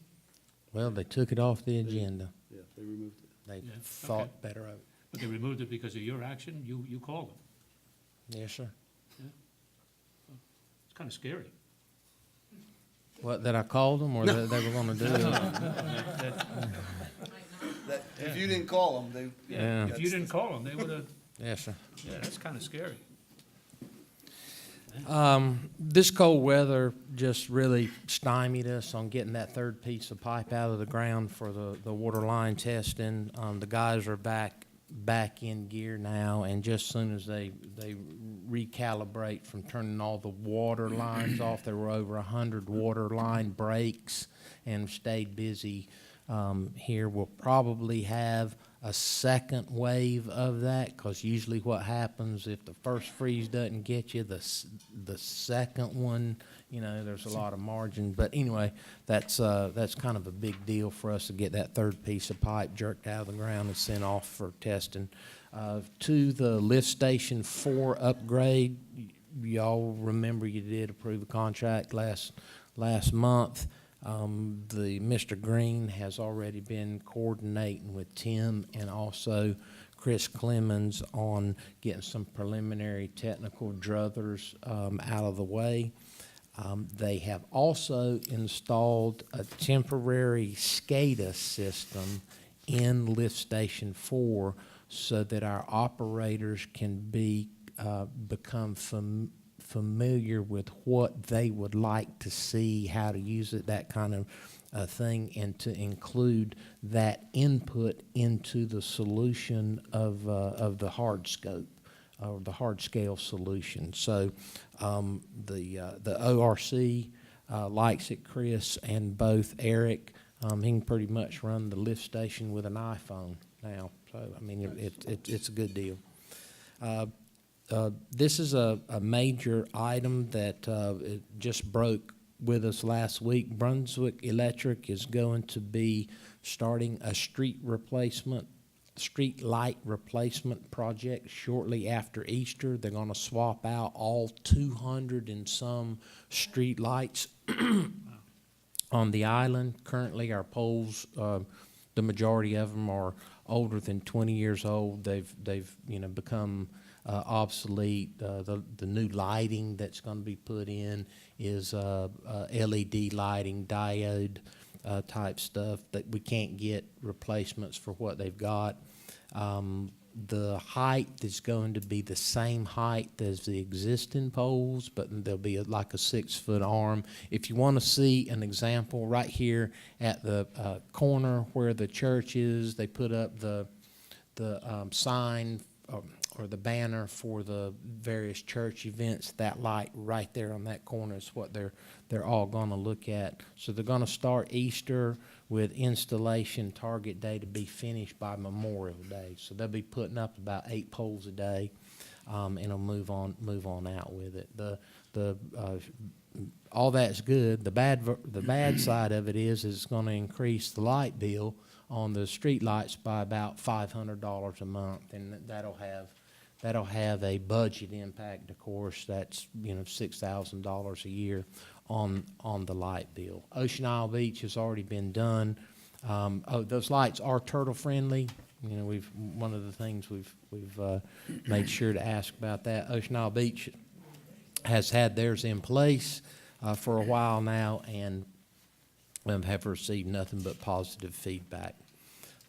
To FEMA reimbursements, we're still waiting on our final inspection for Irene. We don't have input yet on when they're going to come down. It's important to us because that's $100,000 that's being held, waiting on somebody to come down and tell us that we put sand out on the beach. We're continuing to process our Matthew reimbursements request. We've got notification of additional $42,000 that was approved this week.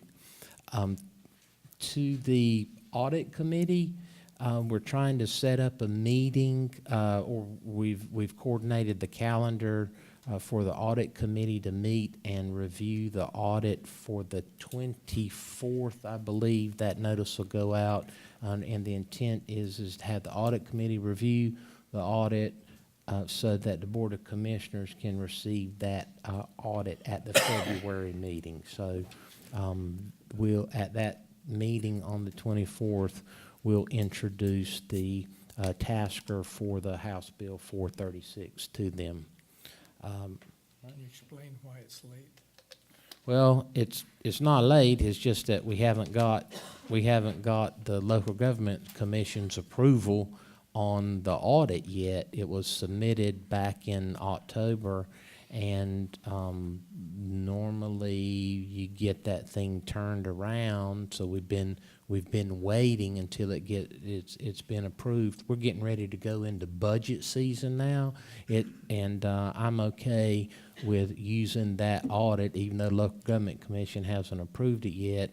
We gotta draw a line in the sand and move forward. That's kind of our baseline document that we've referenced whenever we move forward with our budget. So the audit itself was completed on time. It's just that the state treasurer is the approval authority on it, and he is the one that writes the rules, and we do what the state treasurer tells us to do on that. To some fun stuff, all of our concerts on the coast have been booked through Labor Day. What we're starting to see is that our bands are actually approaching us since we feel like that we've upgraded the entertainment with the bands, and with that is the fact that they're in high demand, and we find ourselves needing to book them earlier and earlier in the year to maintain the good bands coming in. So all of those are on the schedule now. Last but not least, Valentine's Day is the town's 49th birthday. So there's going to be an ice cream social in the afternoon. I do want to bring this to everybody's attention because I would like to work with the Parks and Rec director and make kind of a big to-do with the 50th anniversary next year. So anyway, I just want to register that with the board. What time is that ice cream gonna be ready? 2:30. 2:30. But people need to sign up with me ahead of time, so I need to know how much ice cream we're turning up for.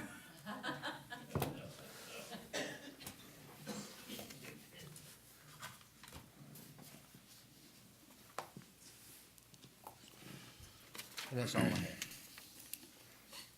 All right.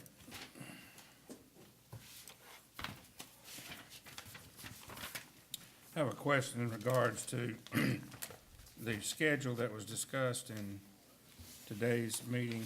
And the budget season, are all those meetings at 9:30 in the morning, or what time are the meetings? I've got dates. We got dates, but not times. Did we talk about that? Maybe I just missed it. No, good question. On the 13th of April, we got 9. On the 13th of April, we have 9. On the 13th of June, we have 9. We did not set a time for the 30th of March, though. And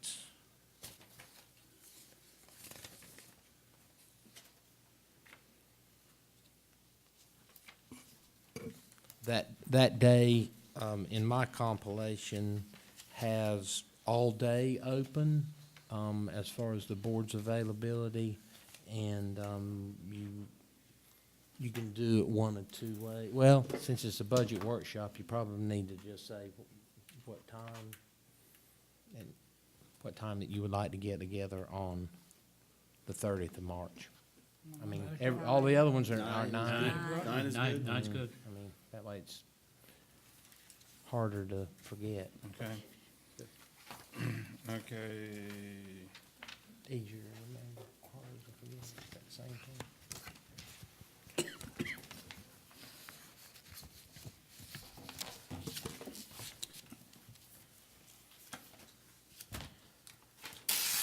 I'm going to read this so I don't misstate, or someone might read the wrong meaning of my saying what I'm going to say. I'm just going to read it and anyway, I've got 5 or 6 things here. I respectfully remind the commissioners not to seek out, solicit, represent in any way that they represent the town's direction and desire without first having been given a directive by the Board of Commissioners to do the same.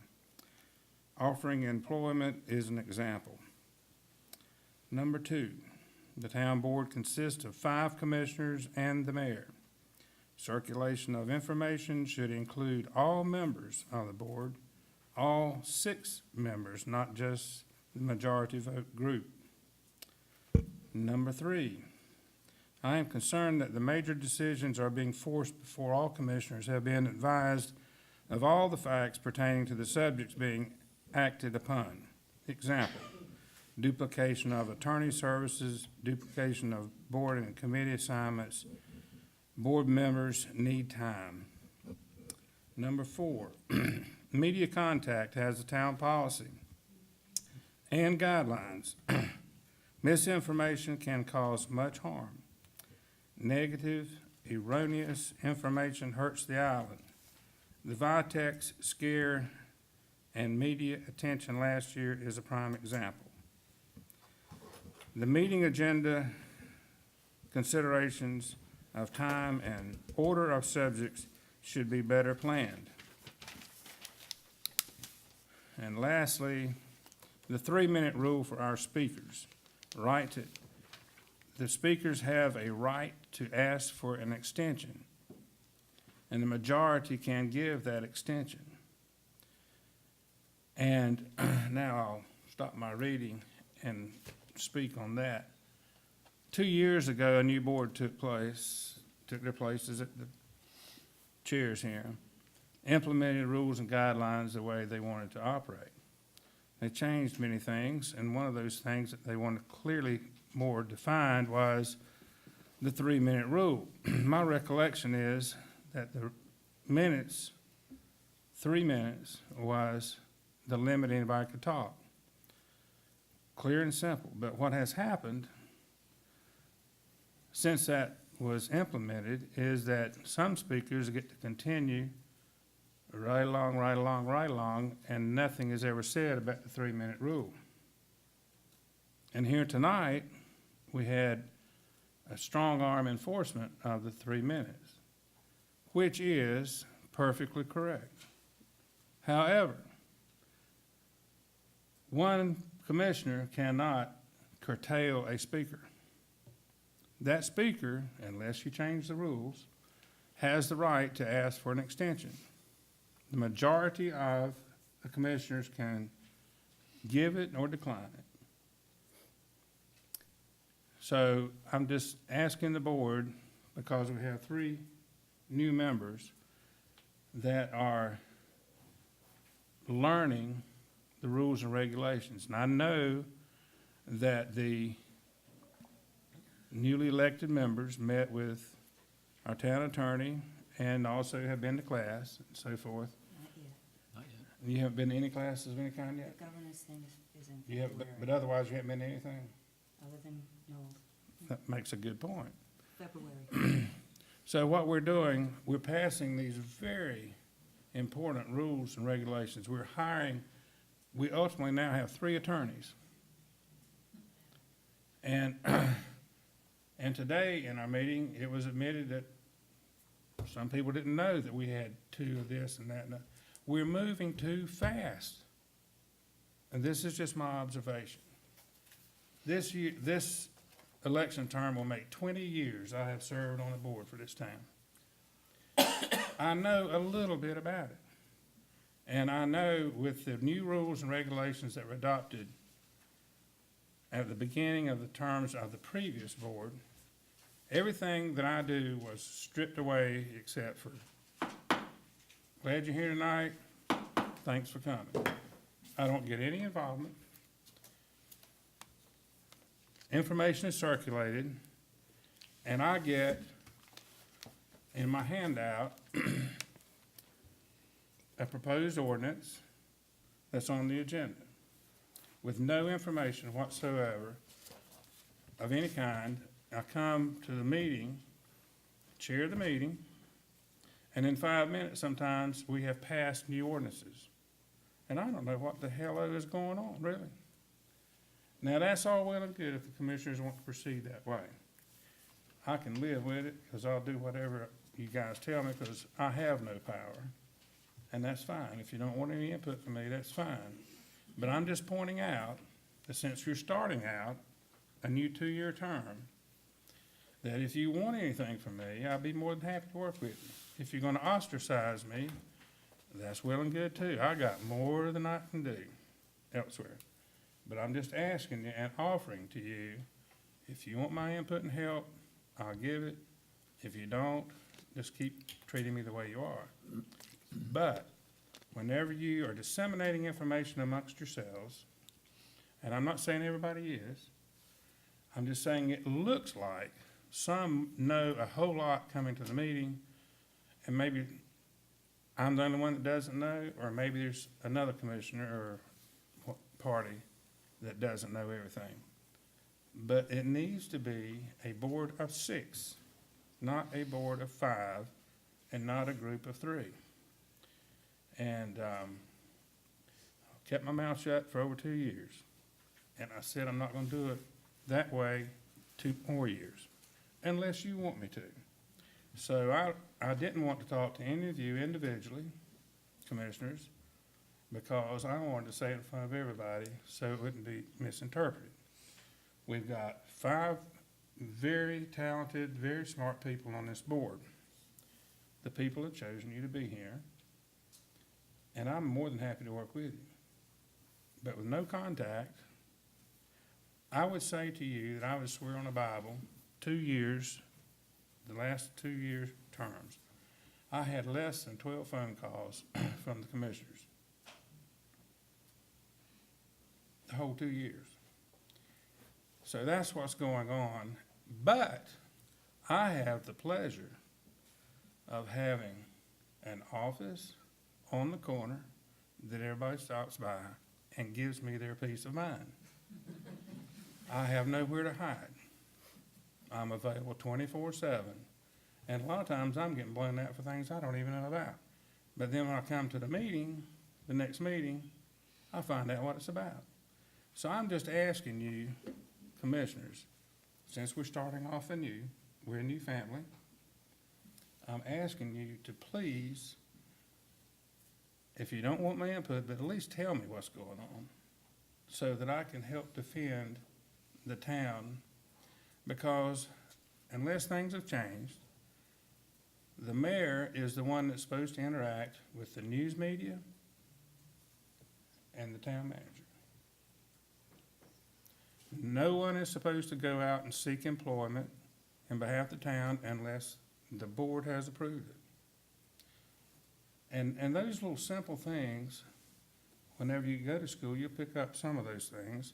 And the two of you that have been on the board for 2 years know a lot of that.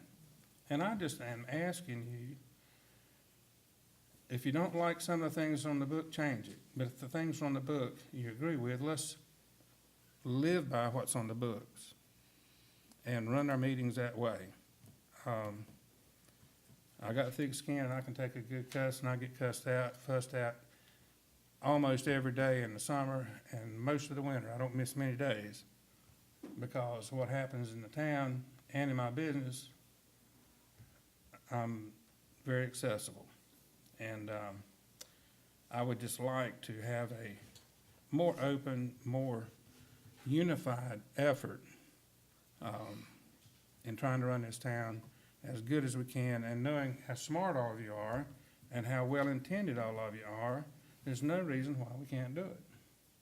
And that's enough of my lecturing, and thank you all for being here. And Mike Sullivan.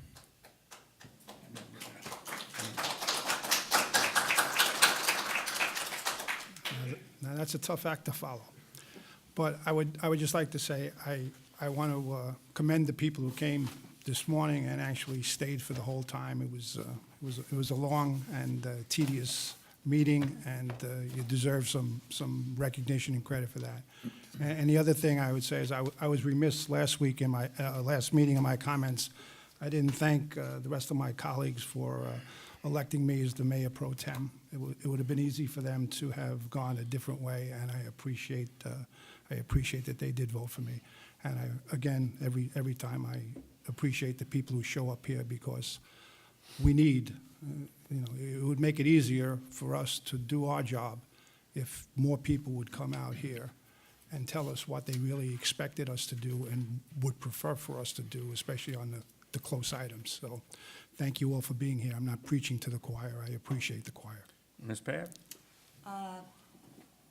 Thank you, everybody, for coming. I particularly appreciate when people get up at the beginning and talk to the agenda items and give their opinions, and I hope knowing that you can have more than 3 minutes will encourage more people to get up and simply say, I'm going to need longer, because I know sometimes people are put off by, I don't see how I can discuss what I want to discuss in 3 minutes, so I just won't bother. So I hope everybody appreciates that there is longer, and we will be reviewing our methods of operating next month after the 3 new of us have the course in governance. That's what we decided in December. So there will be a lot of things that can be revisited, such as that topic. Thank you, ma'am. Yes? Joe? All right, what I'd like to do is, we had such frigid weather, and it was a sustained cold as far as I'm concerned, but I had the honor of witnessing a town in action. A neighbor across the street had a water pipe that broke. And I went over and kind of looked to see if I could shut it off, and it was just water running down the side of his house. So I called the lady in the front office. She said to me, Mr. Butler, she said, I will contact the town maintenance group and we'll have them dispatched. Within 10 or 12 minutes, those guys were there. Lickety-split, they shut the water off and everything. We had a little communication.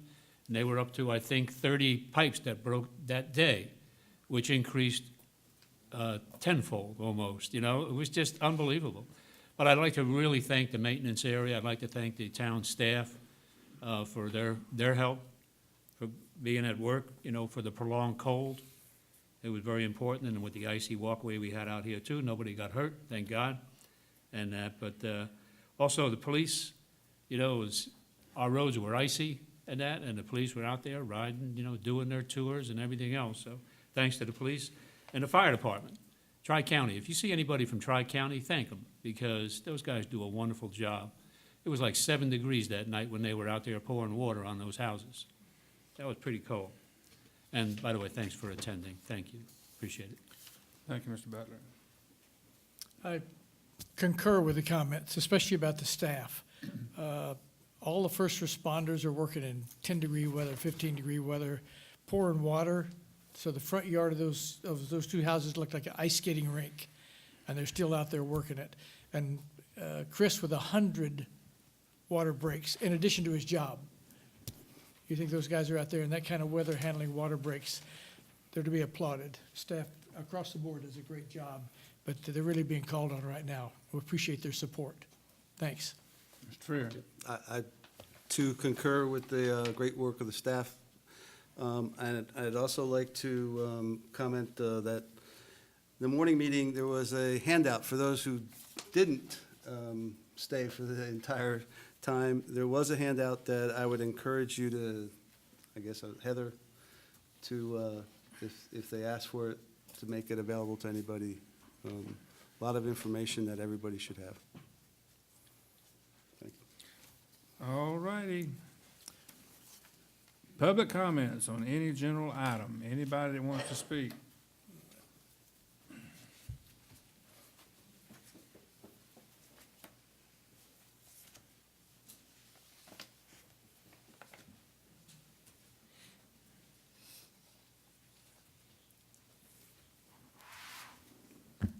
Sheila Young, 193 Brunswick Avenue West. I should have spoken up, put my name on to speak earlier. I didn't realize how involved your idea of adding another committee, another board dealing with the shoreline was going to get so involved. I knew that Karen was going to speak, and she did an excellent job. And when we had the Shoreline Protection Committee, I was the chair. Karen took the minutes as long as she could help us out until she went back to work, and we appreciated that. I would like to thank you for not acting to establish a new beach protection board tonight. I just have a couple of suggestions. I suggest you look at the original charge to the Shoreline Protection Committee that does not exist anymore. It was disbanded when Parks and Rec Board was established. I suggest you also look at the original charge for the Parks and Rec Board, and please do not act too quickly until you see the whole ramification. I think it may have an impact on Christie's job, and also we certainly wouldn't want it to take some of the enthusiasm of the people who are now on Parks and Rec Board away from them. I believe that some of them volunteered to be on the Parks and Rec Board because they were interested in shoreline items, not that they were disinterested in other activities, but they especially wanted to zero in, and those are probably the 3 out of the 6 people who have signed up to do those tasks. So please look seriously. If I can be of any help with any input, I'm going to attempt to see if all the notes that I left with you, Heather, may still be hopefully here in the town hall. Okay, I'll be down tomorrow to check on those. Thank you. Anyone else? Woody Tyner, 137 Tarpon Drive. I would like to echo Alan's comments about the agenda. And when we have an item on the agenda like we did last month, and it looks a fairly serious item, which was doing a search for an attorney and a replacement attorney, and all of a sudden it got pulled off, and then hiring a new attorney was put on there with not a lot of explanation. I would like to echo Alan's comments. It would help, I think, the public to have more details behind some of the stuff that's going on. And especially when you take a major item on the agenda and all of a sudden just go and replace it with hiring a new person. I think, like I said, once again, I think it'd help us to support what you're doing if we understand what you're doing. So thank you very much. Thank you, sir. Anyone else? Anything you want to talk about?